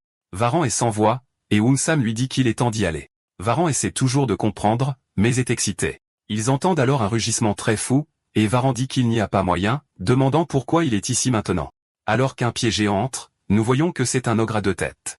Il commence à avoir une crise de SSPT de l'ogre précédent et commence à paniquer, mais se dit de rester calme alors qu'il pourrait être le roi des monstres terrestres. Avec Wun-Sam ici, cela pourrait en fait être faisable. Quand il se tourne, il le voit courir dans les bois et réalise qu'il s'est fait avoir.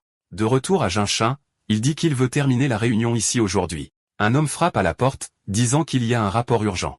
Jinshin lui dit de parler, et l'homme dit qu'il y a de la fumée qui s'élève de la tour du porteur nord. Jinshin demande s'il sait autre chose, et il dit que quelque chose semble s'être passé avec le village avec lequel ils font du commerce. Jinshin demande à quelle distance c'est, et l'homme lui dit que c'est moins d'une demi-journée à cheval. Il dit qu'il ne peut pas l'ignorer, et ils peuvent décider s'ils sont amis ou ennemis sur place, et ils pourraient garder le minimum de personnes ici pour la défense tandis que tous les autres avanceront. C'est un ordre de mobilisation générale. Même Rizel court rapidement, essayant de comprendre ce qui s'est passé. Et dès qu'il tourne au coin, il voit tous les soldats prêts pour la guerre déjà et demande comment ils ont été si rapides alors que cela venait d'être donné. Jinshin monte à cheval et se tient devant toutes ses troupes pendant qu'elles s'alignent. Rizel dit qu'il a traversé tous les coins du continent, mais qu'il n'a jamais vu des troupes aussi ordonnées et qu'une unité rayonnant autant de puissance rivalise avec les chevaliers impériaux. Jinshin demande s'ils sont prêts, et Buru lui dit de lui donner le mot. Jinshin dit alors à Haru de prendre Rizel aussi. Jinshin dit alors que même s'il a vu le monde, il veut savoir s'il a déjà vu un champ de bataille. Rizel dit qu'il l'a fait. Jinshin lui dit de regarder leur guerre aujourd'hui et de leur dire en quoi ils diffèrent en termes de tactique de combat. Rizel dit que les mots étaient simples, mais la force derrière eux était immense. Et même s'il sent le sang, il est très calme, et chaque mot qu'il a prononcé était clair comme de l'eau de roche. Il s'incline devant lui en disant « Oui, monseigneur ». Jinshin se retourne alors vers les troupes, leur disant qu'il est temps de monter. Bien sûr, Uru et Buru commencent à exciter tout le monde, et dès que la porte s'ouvre, ils commencent à marcher. Dans le village voisin, on voit Alvin et ses hommes qui ont rassemblé tout le monde, sauf les hommes capables de se battre et les femmes trop jeunes. Alvin dit à Tilumen de tous les tuer alors que ces hommes ont leurs flèches prêtes. Comme les hommes ont leurs arcs prêts, ils tirent les cordes et tirent des flèches enflammées vers le village, l'incendiant complètement. Alvin dit que ce village est trop petit. Tilumen dit que les prisonniers disent qu'il y a une plus grande colonie à proximité, et elle semble considérable. Alvin dit que si c'est le cas, alors ils pourraient aussi bien utiliser leur groupe, et ce sera une chasse amusante alors qu'ils commencent à se diriger vers le camp de Jinjin. Alvin se dirige ensuite vers le village avec ses hommes. De retour à Wongsom et Varan, l'ogre à 2 têtes marche toujours dans la forêt en essayant de les trouver, et ils ont réussi à l'éviter alors qu'ils passent juste devant eux. Wong demande pourquoi ils méritent cela, et Varan dit qu'au moins ils devraient descendre, et c'est un soulagement. Il se retourne ensuite en se demandant ce qu'il entend alors qu'il voit une vilaine petite créature gobelin. Il dit qu'il semble qu'il soit entré en territoire de monstres, et Wong Sung dit que dans ce cas, il ferait mieux de partir d'ici rapidement. Mais il le frappe à la tête avec une pierre, et Varan se retourne, et Wong Sung se fâche, disant que cette chose commence à l'énerver. Varan lui dit d'attendre, mais Wong Sum donne un coup de pied à la chose comme un ballon de football, demandant ce qu'il disait. Wong Sum lui dit que les bébés gobelins ne sont élevés que dans les villages gobelins, alors il allait dire qu'il devrait les laisser tranquilles et partir d'ici. Mais après avoir été témoin du premier programme spatial gobelin, les autres sont trop énervés pour rester les bras croisés. Wong Sam dit qu'il aurait aimé l'arrêter. Pendant ce temps, Jinshan et le reste arrivent enfin au village et le voient complètement réduit en cendres. Il dit à lui qu'ils se reposeront ici un peu et qu'ils surveilleront les éventuelles embuscades. Ries lui dit alors qu'à en juger par l'insigne sur la pointe de flèche, ce sont les soldats privés du baron Alvin. Jinshin dit qu'il voit, et il a entendu dire qu'il viendrait dans cette région pour capturer des fermiers, demandant s'il a une idée de la raison. Ries dit que la vraie raison pour laquelle il est venu ici est que les monstres ici sont féroces et nombreux. Donc, envoyer une armée entraînerait de lourdes pertes. Puisque la ville à l'entrée des montagnes est une ville commerciale, il n'avait pas besoin de beaucoup d'esclaves. Mais dans ce cas, c'est pour rassembler du personnel pour la guerre. Et plus le commerce d'une ville est développé, plus le riche duc du commerce aide ses enfants à éviter la conscription. Il est donc courant d'acheter des serfs ou des esclaves et de les envoyer sur le champ de bataille à leur place avec un pot de vin, et il semble qu'il prévoit d'utiliser les fermiers capturés comme esclaves. Jinshin dit qu'ils sont fous, demandant s'ils pensent vraiment pouvoir gagner comme ça. Rizel lui dit que le royaume Ayan ne se soucie probablement pas de savoir s'ils gagnent ou perdent. Jinshin demande de quoi il parle, et il dit que ce pays partage des frontières avec deux empires géants et fait face à un empire maritime de l'autre côté de la mer. Il a donc toujours été à la merci de leur contrôle et des exigences de leur côté le plus fort. Ainsi, lorsqu'ils partent en guerre, ils ont survécu en fournissant des troupes aux deux camps, donc peu importe qui gagne ou perd, et c'est la réalité de ce pays. Le royaume Ayan est une terre que personne ne protège. Jinshin dit qu'il est triste qu'ils aient déjà renoncé à être une nation. Un de ses hommes s'approche de lui, disant qu'ils ont trouvé un camp ennemi, et qu'il y avait environ 20 cavaliers et 600 fantassins. Ils ont vu environ 250 personnes qui semblent avoir été enlevées d'ici piégées dans des chariots, et il semble qu'ils se reposent avant de passer à un autre village. Jinshin dit que c'est parfait, et que cela signifie que cette nuit sera longue. Cependant, au camp d'Alvin, on les voit torturer les villageois qu'ils viennent d'enlever, et ils les battent encore et encore, et les hommes rient, s'amusant beaucoup. Et certains des autres hommes commencent à se déshabiller en allant vers les femmes, et l'un d'eux offre de la nourriture et du vin au premier qui s'avance. Mais, bien sûr, personne ne le fait, alors il s'approche et s'accroche de force à l'une d'elles. Pendant ce temps, les gardes à l'avant disent que c'est nul d'être de garde au lieu de s'amuser avec les femmes, et l'autre type dit qu'il ressent cette merde. L'air devient alors un peu tendu, et il se demande si ce n'est pas juste à cause du brouillard. Le type qui disait juste qu'il le sent lui dit qu'il n'a sûrement pas peur d'un loup. Puis une flèche vole en lui et son pote, les éliminant tous les deux. Il se tourne alors, voyant que les autres sont déjà morts aussi, et il prend la pose la plus est que j'ai jamais vue, se demandant ce qui se passe, avant d'en attraper une à la tête aussi. Il tombe alors que lui et ses hommes approchent de l'avant, disant qu'il est temps d'envoyer le signal. Ils sortent leurs pigeons de poche et les lancent en l'air, et Jinshin le repère de loin, disant qu'ils ont sécurisé la voie d'évacuation. Jinshin dit alors à Rizel de regarder attentivement à partir de maintenant car c'est ainsi qu'ils se battent. Uru et l'escouade d'archers préparent leurs arcs, et Uru sourit, disant à toutes les troupes de tirer alors qu'ils tirent dans le ciel nocturne. Pendant ce temps, l'ennemi est complètement insouciant jusqu'à ce qu'il entende le bruit des flèches. Un des types regarde en l'air en se demandant ce que c'est, mais ils sont trop loin pour qu'ils puissent voir. Il dit que ce n'est certainement pas un oiseau, mais il est trop tard quand il se rend compte que ce sont des flèches alors que lui et ses hommes commencent à se faire massacrer d'un seul côté. La moitié du camp semble s'effondrer, et le reste commence à prendre les armes, courant vers l'avant. Et Alvin sort en demandant ce qui se passe. Un des soldats le heurte, mais Tilumen court en lui disant de ne pas s'inquiéter, mais il est dangereux de rentrer à l'intérieur. Alvin regarde nerveusement en lui disant de reprendre le contrôle rapidement. Tilumen s'enfuit en disant aux archers de se préparer à riposter vers l'endroit d'où vient l'ennemi. Les lanciers doivent se préparer à un assaut à l'entrée, et ils se demandent quel genre de bâtard ferait cela. Ils commencent à tenir bon. Alors que le bruit des chevaux au galop se rapproche de plus en plus, Tilumen se demande quel genre de force ils auront. Puisqu'ils ont une cavalerie, il peut dire que ce ne sont pas les colons. Jinshin prend la tête et tire son arc, ce que Tilumen voit et sourit en disant qu'ils ne sont pas une armée appropriée, car tirer un arc à cheval est une idée horrible. Et il dit à ses hommes de tirer leurs arcs, et une fois qu'ils sont enragés de les remplir de trop. Les hommes font exactement cela alors qu'ils tirent leurs arcs, mais Jinshin et son groupe libèrent les leurs en premier. Tilumen les appelle fous pour avoir tiré de si loin, mais dès qu'il dit cela, une flèche passe juste à côté de son visage, et il doit esquiver à la Matrix en dessous. Ces hommes n'ont pas les réflexes pour ça, et les jeunes commencent à tomber de gauche à droite. Tilumen est incrédule en disant que ce n'est pas possible. Jinshin charge, libérant encore une autre flèche alors qu'il bombarde Tilumen, le forçant à rester là défensivement. Mais chaque flèche qui le dépasse tue ses hommes. Il crie en disant à ses lanciers de bloquer la cavalerie en place, alors Jinshin ordonne à ses hommes de percer en formation de coin. Il commence à charger, courant droit vers Tilumen. Son cheval n'a pas peur alors qu'il court droit dans les lanciers, renversant leur ligne de front. Tilumen demande à ses hommes ce qu'ils font, disant qu'ils doivent attaquer les chevaux. Un des hommes va poignarder le cheval, mais sa lance rebondit sur l'armure. Il demande ce qui vient de se passer parce que les chevaux sont entièrement faits de fer. Il commence alors à peindre une image de Jinshin basée sur la peur, l'appelant lui et son armée un groupe de diables. Il crie avant que le cheval n'écrase son crâne dans le sol alors qu'ils sont complètement submergés. Jinshin ordonne à ses hommes de les transpercer et dit à Buru de se préparer. Buru répond qu'il peut compter sur lui, et Jinshin acquiesce. Avant de repartir à la charge, ils crient qu'ils sont là pour sauver les colons. Ils traversent les deux groupes de lanciers qu'ils ont séparés. Un des hommes, excité, se dit que maintenant que la cavalerie est partie, mais Buru se demande pourquoi il est si content et ordonne à ses hommes de charger. On voit les tours de boucliers avancer en premier. Ils commencent à charger. Les lanciers ennemis essaient de les bloquer, mais ils sont submergés par la force brute. Alors que les gars aux boucliers les repoussent à eux seuls, des hommes se faufilent entre les boucliers tout en fracassant les crânes des ennemis, les anéantissant avec facilité. Un des soldats hurlant se jetant en avant, mais le soldat normal n'essaie même pas de le bloquer car il sait que son pote assure ses arrières. Alors que le lancier se jette en avant, tuant le gars, ses dernières pensées sont de se demander qui diable ils sont. Le massacre à sens unique continue tandis qu'Alvin sort de sa tente et observe. Il dit qu'à en juger par leur armure, ce n'est pas l'armée impériale, mais il n'a aucune idée de qui ils sont. Tilumen arrive en courant et dit qu'ils doivent immédiatement battre en retraite vers l'arrière. Alvin dit qu'il va les mettre en pièces lui-même. Quand il reviendra dans son domaine, il mènera l'armée du royaume et reviendra le chercher. Un autre homme arrive alors en courant. Tilumen demande alors rapidement si la voie d'évacuation est sécurisée. Il répond qu'à ce sujet, il y a un problème. Pendant ce temps, dans le camp, on voit un groupe de colons demander comment c'est arrivé alors qu'ils sont témoins des soldats qui fuient pour sauver leur vie. Alors que Huy et son groupe approchent lentement à pied par derrière les gens qui fuient, le groupe de Jinshin les coupe. Huy dit qu'il est content que Jinshin soit arrivé, et Jinshin lui dit bon travail, et de sécuriser le chariot, car la cavalerie reviendra avec lui.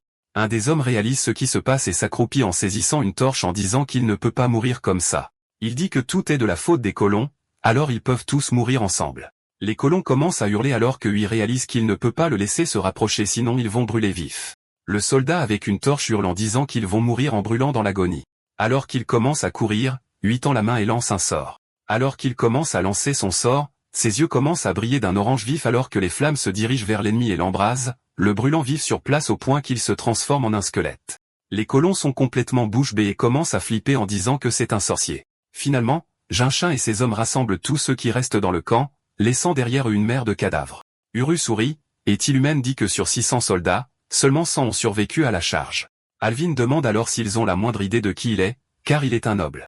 Les hommes ne répondent pas, ce qui fait penser à Alvin que c'est parce qu'ils ne veulent pas le traiter avec négligence, alors il va les presser tant qu'il a le dessus. Il leur dit que s'ils connaissaient les lois de la guerre, ils ne le traiteraient jamais de cette façon, et demande où est leur commandant. Il commence à se déplacer sur le côté jusqu'à ce que Jinshin apparaisse. Alvin se demande si c'est lui qui commande. Alors que Jinshin s'approche, il lui demande en se présentant. Jinshin regarde Alvin de haut, tandis qu'Alvin hurle en demandant s'il l'ignore. Jinshin appelle alors l'escroc, mais Baru dit qu'il n'est pas revenu du village. Jinshin dit alors à Rizel de lui donner l'objet. Rizel dit d'accord, mais il doit prononcer la phrase d'activation pour lancer la magie. Jinshin le met, et dit alors phrase d'activation. Mot pour mot. Rizel est surpris et se demande s'il est stupide. Jinshin demande alors à Alvin s'il peut le comprendre, mais Rizel dit que ce n'est pas la phrase d'activation. Jinshin est confus, et il dit que c'est ce qu'il lui a dit de dire.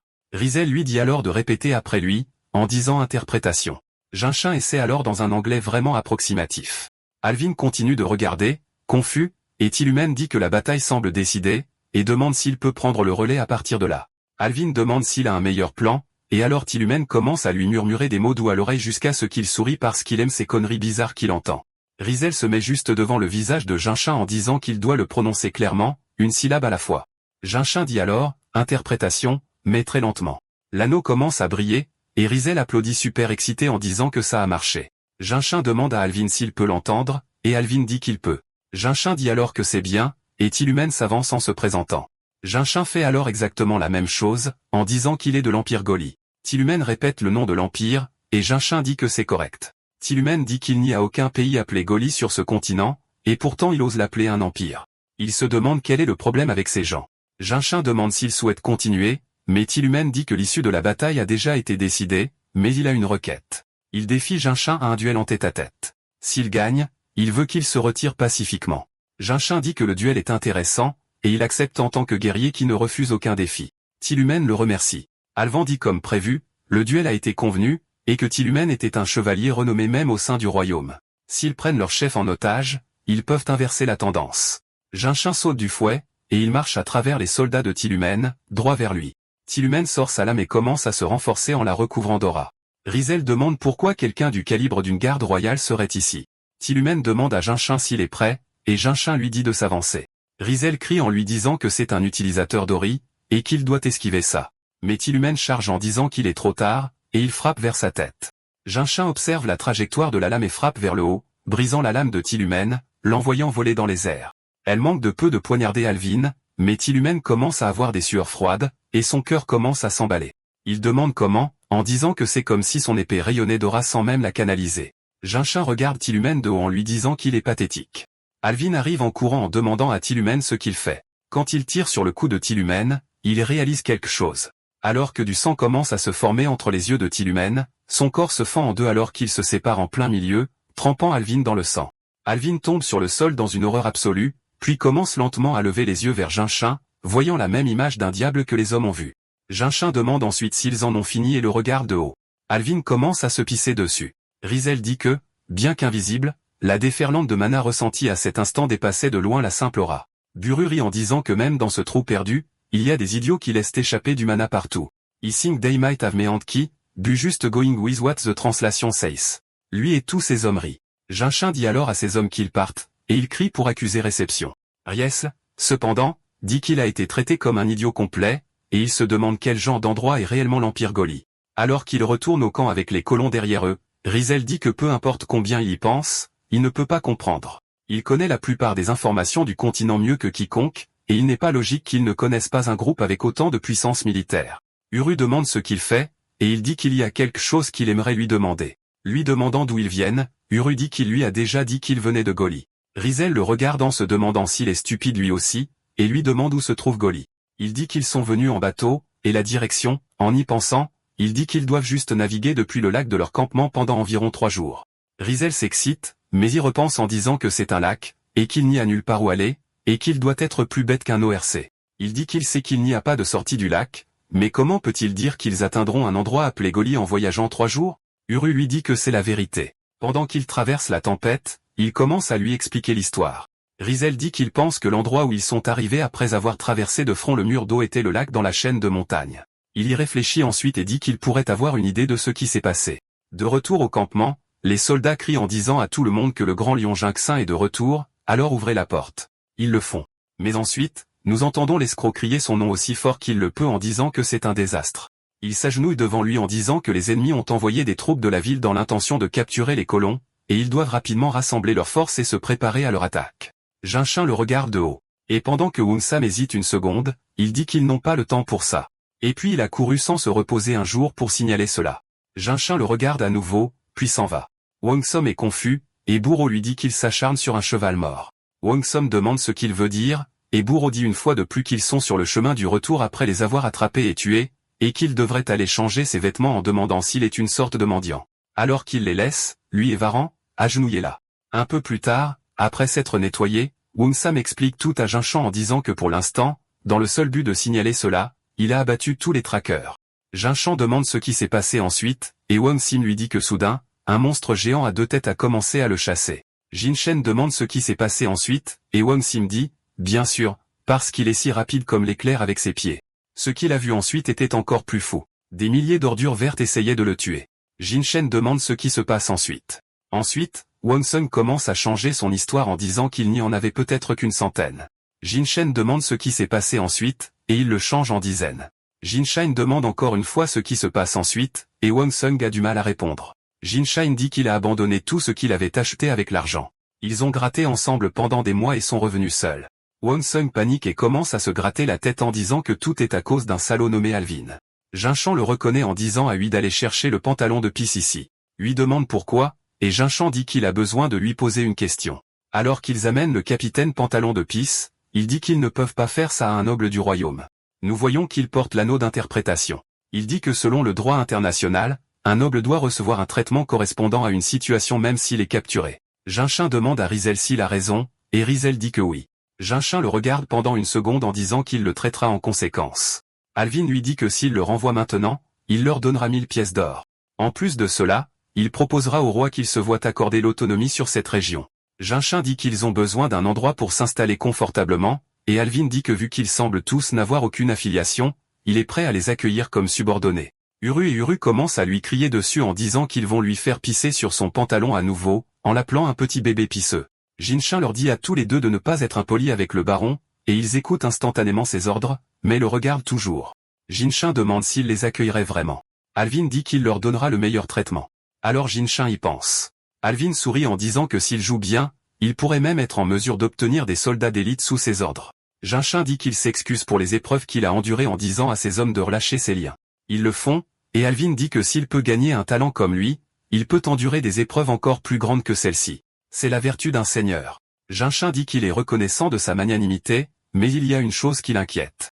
Alvin demande ce que c'est, et Jinshin s'avance en disant qu'il craint que ses subordonnés ne se heurtent aux soldats existants de son domaine.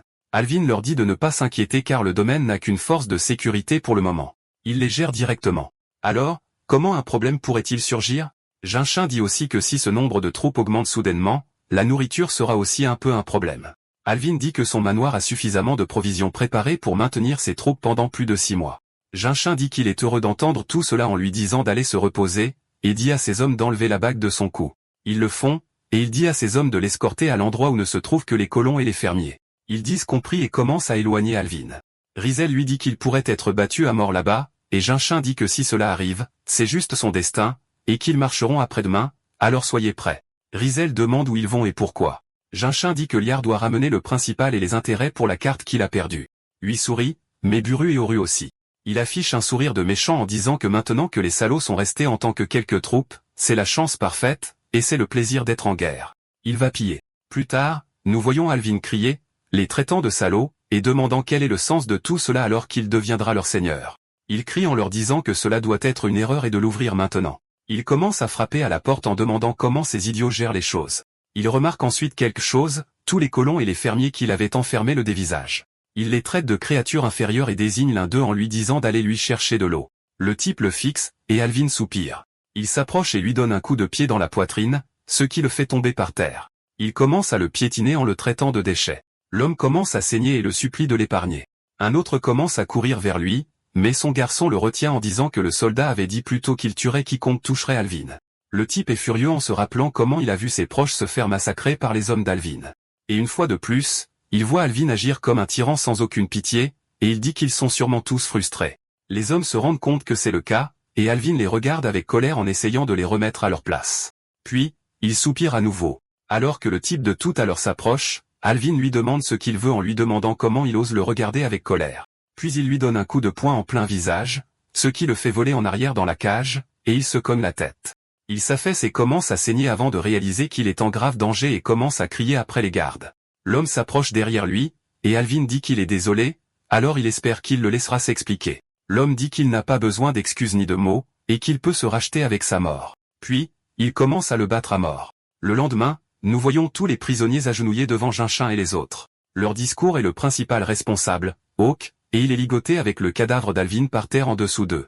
Jinshin demande à Hawk pourquoi il l'a tué, et Hawk ne répond pas jusqu'à ce que l'un des gardes l'attrape par l'arrière de la tête et le claque contre le sol et commence à le piétiner. Jinshin demande à nouveau, et Hawk demande s'il était censé rester là à regarder son ennemi. Jinshin sourit en disant que la vengeance est un droit donné aux humains en demandant s'il est un humain. Hawk demande de quoi il parle, et Jinshin dit que la vermine ne peut pas parler de vengeance. À part lui, qui d'autre a touché Alvin? Hawk lui dit qu'il l'a fait seul.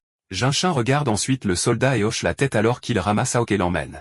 Uru suit ensuite alors que les autres s'inquiètent de ce qui va leur arriver. Jinshin dit que la vie d'un noble équivaut à 10 vermines. Maintenant, si seulement 9 d'entre eux se portaient volontaires pour mourir, il utilisera les autres comme esclaves. Tous les hommes commencent à crier en disant qu'ils se sacrifieront volontiers, puis ils commencent à ressentir une pression écrasante et cessent de parler alors que Jinshin marche vers eux. Il dit que si seulement 9 d'entre eux se sacrifient, il garantit que tout le monde se demande si personne d'autre ne le fera. Un homme se lève alors en demandant s'il peut tous les épargner juste pour avoir pris sa vie. Sa femme et son fils crient après lui, mais Jinshin dit qu'il en reste 8 à trouver, et les hommes l'emmènent aussi. Il dit que même si le nombre restant n'est pas atteint, il fera confiance qu'il épargnera sa famille. Jinshin dit qu'il le garantit en lui disant d'en faire sortir 8 autres. Nous les voyons mettre les hommes sur le billot alors que Baru s'approche avec sa hache en lui disant de s'accrocher. L'homme ferme les yeux et accepte la mort alors que nous entendons le bruit de la hache qui s'abat. Les autres sont horrifiés, et l'un d'eux, le type qui s'est fait donner un coup de pied par Alvin, dit que s'il sort, cela fera 7. Jinshin hoche la tête, et puis nous entendons la hache une fois de plus. Cela continue pour 6, 5 et 4. Chaque fois, le son de la hache qui se déclenche est entendu. Jinshin dit qu'il en manque 4, mais personne ne veut se lever. Jinshin dit à 8 qu'il devrait fournir des maisons et des moyens de subsistance aux familles des 6 qui se sont sacrifiés afin qu'ils deviennent son peuple. Les autres peuvent être enfermés et utilisés comme esclaves, et il les traite de déchets. Ailleurs au camp, nous voyons Hawk allongé, et Varan lui demande s'il est réveillé. Hawk demande comment il est ici, et Varan dit que c'est une longue histoire, et qu'ils peuvent en parler après qu'il se soit rétabli. Hawk demande juste comment il est en vie. Varan lui dit que ce n'était qu'un test. Hawk demande quel genre de test c'est, et Varan lui dit que lui et les 5 autres résidents qui se sont portés volontaires pour se sacrifier vivront en tant que citoyens avec leur famille, et les autres vivront en tant qu'esclaves. Hawk dit que c'est fou, et que cette douleur ressemblait à la mort. Il était certain qu'il était en train de mourir. Comme nous le voyons, ils ont tous les fesses ensanglantées. Varan rit en disant qu'il semble qu'il n'avait aucune intention de les tuer puisqu'il testait s'ils avaient de la volonté ou non. Cependant, il fallait que cela paraisse réel, alors ils ont fait faire le travail à Bureau. Il demande s'il parle de ce nain géant maniant la hache, et Varan dit que c'est exact. Il a administré de l'acupuncture à leurs fesses. Alors que Bureau commence à nettoyer la poignée de sa hache, Wong-Sam dit qu'elle est sale. Bureau demande s'il veut savoir pourquoi il a fait ça, et Wong-Sam dit bien sûr. Bureau dit qu'il n'y a rien qu'il ne puisse pas lui dire. Wong-Sam demande pourquoi, alors Bureau dit que c'est son tour d'essayer ses fesses. Wong-Sam commence à courir, mais Bureau l'attrape par le col. Alors que la vie de Wong-Sam défile devant ses yeux, Bureau sourit, et nous l'entendons crier. Bro a du Diti en lui. Pendant ce temps, tout le monde commence à cultiver alors que Boro prend place avec Sarah. Elle dit qu'elle a une question se demandant pourquoi ils sont esclaves. Il dit que lorsque le général les a tous accueillis pour la première fois, il a dit qu'il ne serait accepté que s'il pouvait manier une épée. Et si l'on ne peut pas se sacrifier, alors il en sera de même lorsque l'ennemi attaquera plus tard. Pour les humains, prendre une épée est la chose la plus élémentaire, ce qui signifie que c'est la chose la plus importante de toutes.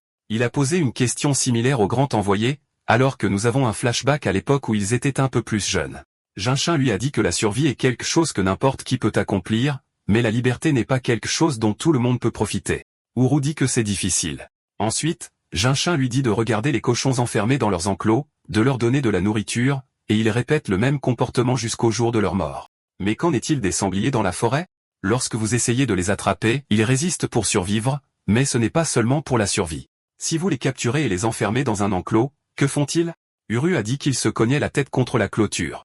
Jinshin dit parfait en demandant pourquoi en disant que c'est parce qu'ils connaissent la liberté. Les bêtes humaines font tout ce qu'elles peuvent pour la liberté, et il y a longtemps, les humains vivaient librement sans nation ni frontière en suivant les enseignements de Hanon qui disaient de profiter à toute l'humanité. Mais cela n'a pas duré. Quand les marchands sont devenus avides, l'histoire sanglante a commencé. Pour accroître leur propre prospérité, ils ont asservi et supprimé la liberté d'autrui, c'est pourquoi il faut toujours se souvenir de la raison pour laquelle on dégaine une épée. Ceux qui n'ont pas de but ne peuvent jamais devenir forts. Pour protéger la liberté, il faut dégainer son épée. Et pour dégainer l'épée, il faut comprendre la liberté. C'est la différence entre le poids d'une épée maniée par quelqu'un qui connaît la liberté et l'épée de quelqu'un qui ne la connaît pas. Et ils devraient brandir leurs épées ensemble pour le libre arbitre de Goli. Le flashback se termine, et Buru dit qu'ils prennent les épées pour protéger, et s'ils sont faibles, ils ne peuvent rien protéger. Les fermiers et les soldats à proximité sont impressionnés en entendant cela, et ils tapent sur la tête de Sarah en disant qu'il la protégera. Elle rit en disant que c'est sa chose préférée à entendre. 3 jours plus tard, la nuit, tout le monde se dirige vers la propriété d'Alvin. Et Rizel dit qu'après avoir traversé une distance d'une semaine en seulement 3 jours, sans montrer le moindre signe d'épuisement. Ce serait une chose si c'était la cavalerie, mais comment les archers qui voyagent toujours à pied peuvent-ils monter si habilement? Uru appelle Rizel en disant que Jinshin veut lui parler. Il le guide vers lui. Rizel admire le spectacle de son dos. Jinshin dit que cet endroit n'est pas le même qu'ils connaissent, et il doit déjà s'être rendu compte qu'ils ne sont pas les mêmes que lui. Rizel dit que oui, et Jinshin dit que les étoiles ont des formes différentes, et la lune est différente aussi, ainsi que la langue. Rizel dit que même si ses compétences en magie sont plus faibles que celles de n'importe quel sorcier, il est fier d'avoir plus de connaissances. Jinshin se retourne vers lui alors que Rizel dit que jamais dans ce monde il n'a entendu parler d'un empire nommé Goli. Jinshin demande s'il existe un empire Tang, ce à quoi Rizel répond que non. Jinshin demande s'il connaît d'autres nations, et commence à énumérer les anciens noms des pays asiatiques, et Rizel dit qu'il ne les a jamais vus ni entendus. Il y a un silence pendant 1 minute, et Jinshin demande où ils sont maintenant, et où ils sont arrivés. Rizel lui dit que c'est le continent de Haiyan, et il semble que son seigneur ait franchi le mur des dimensions. En d'autres termes, il a traversé un monde entièrement différent. Il y a 10 000 ans, l'ancien dragon Berthazir a voyagé à travers le monde et a établi des coordonnées à travers tous les territoires. Il existe une magie appelée distorsion, qui permet de se déplacer dans l'espace en utilisant des coordonnées. Cependant, l'empire dont il a parlé n'existe dans aucune de ces coordonnées. Il est donc arrivé à la conclusion qu'il doit s'agir d'une autre dimension. Jinshin demande ce qu'est un dragon, et pourquoi il croit en quelque chose simplement parce qu'il est censé avoir fait des choses. Rizel lui explique que les dragons sont d'une grande race, et que c'est juste ce qu'on appelle les dragons.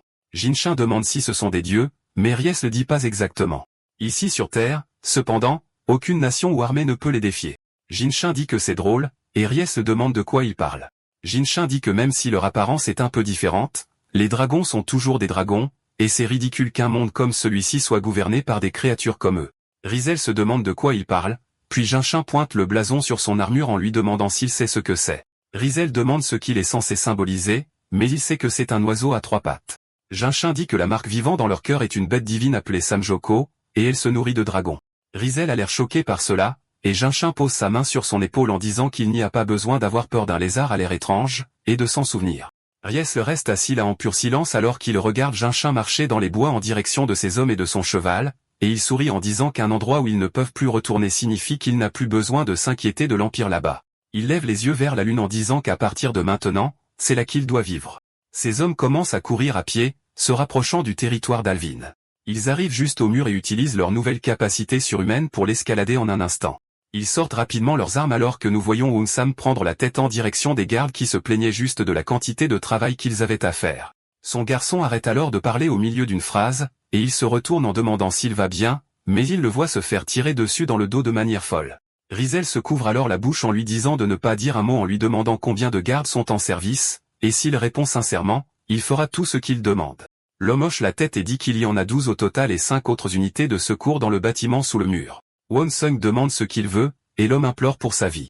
Wonsung demande si c'est tout, et l'homme hésite une seconde en disant que si possible, il veut de l'argent pour s'installer quelque part. Wonsung demande si c'est vraiment tout ce qu'il veut. L'homme demande alors peut-être un cheval et de l'argent supplémentaire. Wonsung dit d'accord, et le type s'apprête à le remercier avant que Wonsung ne le poignarde dans la poitrine. L'homme demande pourquoi en disant qu'il avait dit qu'il l'autoriserait. Wonsung dit qu'il l'a fait, et il écoute toujours pour qu'il puisse en dire plus car il autorisera tout ce qu'il veut. Le type dit qu'il n'est rien d'autre qu'un escroc avant de mourir. Alors qu'il tombe au sol, Wonsung dit qu'il en a marre d'entendre ça, mais tous les hommes disent aussi qu'il est définitivement un escroc. Il commence à allumer un signal, et Oro dit à Jinshin que cela signifie qu'il est temps. Jinshin tire sur la rêne de son cheval en leur disant à tous de se déplacer rapidement et silencieusement tout en ne frappant que le manoir d'Alvin. Plus tard, il continue de tuer les gardes au sommet du mur et lève les portes pour que Jinshin et le reste puissent entrer. Unsam les salue et s'incline. Jinshin dit qu'ils leur laisseront cet endroit et s'empareront des autres portes du château. Ils disent oui et commencent à s'enfuir. Jinshin dit que chaque escouade se dispersera et approchera lentement de la destination. Tous les soldats en patrouille doivent être tués sur place, sans poser de questions. Les hommes disent tous oui, et il leur dit une fois qu'ils atteignent la destination de frapper immédiatement lorsque la flèche de signal retentit. Ils se séparent. Alors que Jinshin et sa cavalerie sont derrière lui, il regarde vers le haut en direction du manoir d'Alvin en leur disant qu'il est temps d'avancer. Rizel et le reste installent le camp à l'extérieur, et ils pensent à quelque chose. Nous avons un flashback de Jinshin disant qu'il lui assignera des soldats afin de rester ici jusqu'à la fin de la bataille. Rizel demande ce qu'il est censé faire, et Jinshin dit qu'il va choisir. Rizel demande ce que cela signifie, et Jinshin dit qu'ils vont attaquer la maison d'Alvin. Mais quand ils l'attaqueront, il y aura beaucoup de biens. Il se demande qui connaîtrait mieux la valeur des objets à l'intérieur de lui-même ou de Rizel. Rizel dit, bien sûr, qu'il le ferait en demandant si c'est tout. Jinshin dit qu'il en saurait aussi plus sur les livres là-bas. Pour survivre dans cet endroit, ils ont besoin de ces livres et de ces cartes, et sa mission est de les trouver. Nous obtenons un symbolisme plutôt cool de Jinshin dans le feu, ce qui peut signifier qu'il pourrait consommer les terres. Nous verrons ce que cela signifie plus tard. Le signal commence à retentir, et l'un des hommes dit à Rizel qu'il est temps. Rizel dit que pour lui, utiliser le son d'une flèche comme signal est vraiment fou. Il réalise alors quelque chose et dit qu'ils doivent aller au château rapidement. Un des hommes lui demande de quoi il parle, et il répond que c'est de sa faute. Cet endroit est loin de la capitale, donc, bien sûr, il y aurait un mage de communication dépêché ici, et il n'y avait pas pensé. L'homme lui dit de ne pas s'inquiéter car ils vont bloquer la tour de balise et tout endroit d'où il pourrait envoyer un messager en premier. Rizel dit que c'est frustrant car c'est de la communication magique. Le type demande de quoi il parle, et Rizel part au galop, laissant les autres avant même qu'ils puissent monter. Il dit qu'ils doivent les arrêter avant que le message n'atteigne le royaume, sinon, personne ne survivra, et il avance désespérément. Au domaine, Jinshin et ses hommes enfoncent le portail alors que des lanciers se préparent à les arrêter. Jinshin et les autres n'hésitent même pas et chargent droit devant. Il ouvre son propre chemin pour ses hommes, et il commence à piétiner les soldats. Jinshin crie de ne laisser personne s'échapper et de tuer tous ceux qui résistent. Il continue à se frayer un chemin de force, et même le cheval fait des victimes. Un des hommes commence à s'enfuir en demandant d'où diable sort cette cavalerie. Jinshin dit à Haru de prendre le contrôle de la maison, et il répond qu'il a compris, en disant à quelques hommes de le suivre. Il descend de sa monture et entre en donnant un coup de pied dans la porte. Lui et les autres avancent, et il dit que s'il laisse ne serait-ce qu'une seule personne s'échapper, ils devront tous lui rendre des comptes. Il commence à se séparer à la recherche d'indices, et il descend des escaliers jusqu'à ce qu'il remarque une porte. Il est encore plus surpris qu'il y ait d'autres marches qui descendent. Il commence à marcher, et il dit à ses hommes d'attendre car il sent quelque chose. Leur disant d'attendre ici, et il colle son oreille contre le mur. Il entend quelqu'un demander pourquoi ils se débattent autant.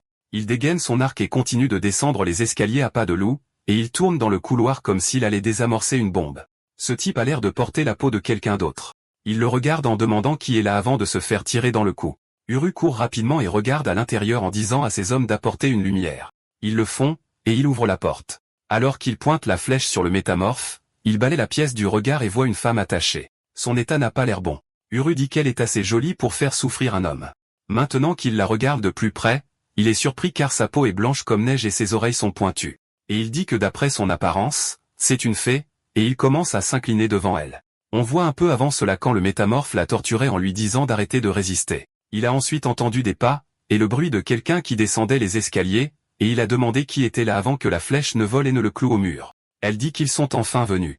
Quand elle ouvre les yeux, ce qu'elle voit, c'est Uru. Elle se demande pourquoi il y a un nain avec des humains, mais est plus surprise de voir qu'il a un arc au lieu d'une hache. C'est alors qu'Uru et les autres ont vu ses oreilles et sa peau, puis ont commencé à s'incliner en l'appelant une fée. Elle se demande pourquoi le fier clan de titans s'incline devant elle, se demandant si c'est un rêve. Plus tard, de retour au château. Les hommes de Jinchon l'ont complètement envahi et ont ceux qui se sont rendus à genoux sur le sol. Un des hommes regarde Jinchon, et alors qu'un de ces hommes s'approche en disant qu'ils ont abattu tous ceux qui semblent être de la famille d'Alvin. Les soldats sont surpris qu'il ait tué une famille noble sans pitié, disant que c'est impensable de simples bandits, et ils se demandent qui ils sont. Jinchon dit de rassembler tout leur corps. Il se retourne alors que Riesl entre en courant en criant son nom. Il descend de son cheval, et Jinchon dit qu'il n'a même pas encore envoyé de signal. Riesl lui dit qu'il doit arrêter le mage de communication. Jinchon demande ce que c'est, et Riesl répond qu'il n'a pas le temps d'expliquer, donc il le fera plus tard. Mais s'il demande aux serviteurs de la famille d'Alvin, il peut les trouver. Il voit alors leur tête et commence à paniquer. Jinchon dit qu'ils n'ont laissé personne s'échapper, du moins d'après ce qu'on lui a dit. Riesl réalise qu'il s'est probablement inquiété pour rien. Alors qu'Uru commence à sortir en courant en criant son nom. Jinchon se demande ce qui se passe, et on le voit porter l'elfe. Uru lui dit qu'il a sauvé la fée. Jinchon demande ce qu'il entend par une fée, mais dit que ce n'est certainement pas un humain sur son dos. Uru dit, bien sûr que non, demandant comment une fée et un humain pourraient être les mêmes. Riesl va lui dire que ce n'est pas une fée, mais Jinchon lui dit d'attendre car il peut sentir l'énergie se rassembler dans une des tours. Riesl crie non. Jinchon demande pourquoi il est venu ici encore, disant qu'il aurait pu simplement envoyer les soldats. Riesl lui dit que c'est de la magie de communication, et c'est comme une balise, qui informera instantanément la capitale des nouvelles ici. Et à en juger par le mana, il est trop tard pour aller l'attraper maintenant. Jinchon le fixe du regard, et alors qu'il continue, il y réfléchit. Disant à Uru de faire son travail, Uru pose l'elfe très doucement, la laissant confuse. Il tire son arc et vise à frapper le mage. Riesl lui dit que c'est impossible. À cette distance, même pour un elfe, il est difficile de l'atteindre, et ils doivent donc courir immédiatement. Uru lâche la flèche, et on dirait qu'un fusil anti-char se déclenche. Elle s'envole, et on voit une explosion géante de mana. Le mage tombe de la tour, et Riesl et l'elfe sont tous les deux choqués. Riesl dit que le mana a disparu, mais l'elfe est plus surprise qu'il y ait une flèche si rapide que même elle et les elfes ne pouvaient pas voir. Plus tard, les hommes commencent à sortir tous les butins de guerre et à les aligner. Uru leur dit qu'ils doivent se dépêcher plus que ça, mais repère un homme qui sort des trucs d'alchimie et demande ce que ça fait ici et s'il croit vraiment à ça. Il entend alors Riesl crier et entre en trompe dans la pièce en demandant ce qui ne va pas. Riesl dit que l'extrait de Mandragore est ruiné, pleurant sur le fait que cela vaut tellement et pourtant ça a été laissé tomber. Uru demande ce que c'est. Riesl est furieux et leur dit à tous de sortir d'ici, car il va s'occuper de cet endroit lui-même, et il les force à sortir. Il pleure encore une fois sur la Mandragore, et à l'extérieur, les garçons se demandent simplement ce qui ne va pas avec eux. Finalement, ils sortent tous les objets de valeur, mais Uru jette un coup d'œil dans le couloir en disant qu'ils doivent aussi apporter l'armure. L'homme demande pourquoi, et Uru répond qu'ils vont les faire fondre et en faire des flèches car il manque de fer. Le type dit que Shi est intelligent, et il continue. Jinchon entre alors en disant qu'ils manqueront de chariots. Ce qui veut dire que ramener tout ça risque d'être un peu rude, alors il devrait prendre 40 soldats et distribuer le reste du grain aux citoyens ici, en se concentrant sur ceux qui ont l'air pauvres. Pour que l'armure les écrase et les aplatisse avant de les charger. Les hommes commencent à les casser en morceaux, et les soldats disent que ça vaut des décennies de dépenses. Ils réussissent à tous les casser. Du jardin à proximité, la terre commence à bouger alors qu'une main en sort. L'homme sort alors du sol en disant que c'était une infiltration réussie, pour être accueilli par Jinchon et tous les autres. Il reste là, confus, et avant de se présenter comme Gérard de la Foudre, et de demander qui attaquera en premier. Jinchin et les autres continuent de le regarder, et le type se demande ce qui se passe. Jinchin dit à ses hommes de s'occuper de lui, et Gérard soupire en disant que même les mercenaires baissent la tête quand ils entendent son nom. Et pourtant, pour un traitement aussi médiocre, ils doivent mépriser le plus grand chasseur de trésors du continent, et il est l'un des 10 grands épéistes. Des flèches volent alors en traçant le contour de son corps et en effleurant même son visage. Et il regarde le sang, puis remonte vers les hommes, puis redescend vers les flèches, et laisse tomber son épée en disant qu'il se rend. Il l'attache rapidement. Alors que Gérard dit qu'ils ont les cheveux noirs et les yeux noirs, et de tous ses voyages à travers le continent, c'est la première fois qu'il voit un type avec de telles caractéristiques. Puis il remarque quelque chose alors qu'il brise l'armure en morceaux. Il est surpris et les traite de fou, en demandant s'ils savent combien ça vaut. Jinchin le traite de pilleur de tombes, et Gérard lui dit qu'il est chasseur de trésors. C'est une profession légitime qui explore des donjons. Jinchin dit ok, et le traite de pilleur de tombes à nouveau, et demande si l'armure est si chère. Il dit bien sûr que oui, et que juste une de celles-là pourrait nourrir une famille pendant 10 ans. C'est un mâle avec des motifs stupides et des fonctions décoratives qui ne peuvent pas se comparer au mâle standard, et ceux comme ça sont très chers. Les hommes continuent de frapper, et ils hurlent en suppliant qu'ils arrêtent. Jinchin leur dit d'attendre un instant, mais Uru leur dit de ne pas s'inquiéter car, comme les soldats étaient en retard, il a déjà fini le reste lui-même. Jinchin hésite à le renvoyer dans l'autre monde. Gérard commence à se sentir vaincu, en disant que c'était ses dépenses de subsistance. En tant que chasseur de trésors, il gagne généralement de l'argent en explorant des donjons, mais en temps de guerre, il se fait discret et gagne de quoi vivre avec de petits boulots. Il a entendu les nouvelles qu'Alvan menait ses troupes dans les montagnes, et pour lui, le plus grand chasseur de trésors qui cambriole une maison vide est un jeu d'enfant. Mais une situation inattendue s'est produite, et pour un maître d'épée comme lui, s'échapper n'est pas difficile. La raison pour laquelle il s'est rendu est à cause de sa curiosité. Il va donc déterrer tous les détails sur l'identité de ces humains étranges. Jinchin le frappe alors à l'arrière de la tête, et Gérard crie en demandant pourquoi il a fait ça. Jinchin lui dit de surveiller sa langue et de parler des choses importantes comme tout à l'heure, avant. Gérard demande pourquoi il doit lui dire ça et dit qu'il va l'endurer jusqu'à ce que sa curiosité soit satisfaite, mais il a réussi à obtenir une information. Jinchin garde rancune pour des choses triviales. Plus tard, Riès lui dit qu'il a bien réfléchi, car après tout, ce dont ils ont besoin maintenant, c'est de provisions et de fer, pas d'argent. En temps de guerre, la valeur de l'argent baisse, et le pays récupère chaque morceau de fer à offrir à l'Empire, donc il vaut mieux le transformer en ferraille, et il est plus rentable de fabriquer une armure naine avec ça et de la vendre. Jinchin y réfléchit en disant qu'il voit, et le soleil va bientôt se lever, il est donc temps pour eux de rentrer. Dans tout le village, il y a des sacs laissés par les bidonvilles, et les roturiers sont surpris en demandant qui a fait ça. Un homme arrive en courant en disant qu'ils ont de gros problèmes car le manoir a été complètement détruit, et il n'y a que des cadavres. Les roturiers se demandent ce qui se passe, et l'un d'eux dit qu'il ne sait pas, mais c'est bien qu'Alvin soit parti, mais cela signifie qu'un autre gars comme lui prendra sa place. Le type regarde les sacs de nourriture et dit que c'est déjà bien qu'ils aient le grain pour survivre à l'hiver. Le type dit que c'est vrai, et ils ne savent pas qui a fait ça. Ils en sont juste reconnaissants, tout comme tous les autres villageois. Alors qu'ils continuent de rentrer, le chariot heurte un rocher, ce qui fait que Gérard se cogne les fesses plusieurs fois sur le bois, et il se met à hurler en paniquant. Jinchin leur dit de s'arrêter alors que Gérard dit que ce chariot est une torture. Il saute du chariot en regardant les roues, et on voit qu'il est cassé. Il commence à insulter le type qui l'a fait. Et je crois que c'est le capitaine d'il y a quelque temps qui lui dit d'aller faire son rapport au général. Alors que le type s'enfuit, Gérard regarde tout ça en se demandant quoi faire.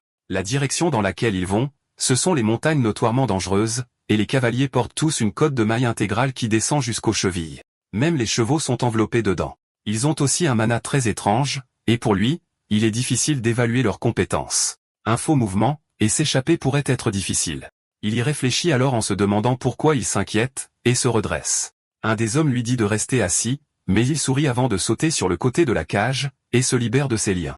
Un des soldats dit que le prisonnier s'est échappé alors que Gérard atterrit sur ses pieds. Les hommes tirent leurs arcs, mais Gérard ricane et esquive leurs tirs. Il commence à courir vers l'avant, en frappant l'homme du chariot au visage et fouille dans son sac en sortant un bracelet et utilise la magie pour l'interprétation. Un des hommes lui dit d'arrêter et les autres le maîtrisent. Avant qu'il ne touche à leurs provisions, Gérard sourit, et le type dit de lui enlever tout ce qui pourrait être une arme. Gérard sort alors son arme en disant qu'il a une épée juste ici. Ils sont juste confus de voir comment une épée aussi grosse est sortie d'un si petit sac, et il saute en disant qu'il est temps pour lui d'essayer de s'échapper. D'accord, c'est la fin de l'histoire. Merci d'avoir regardé. À la prochaine.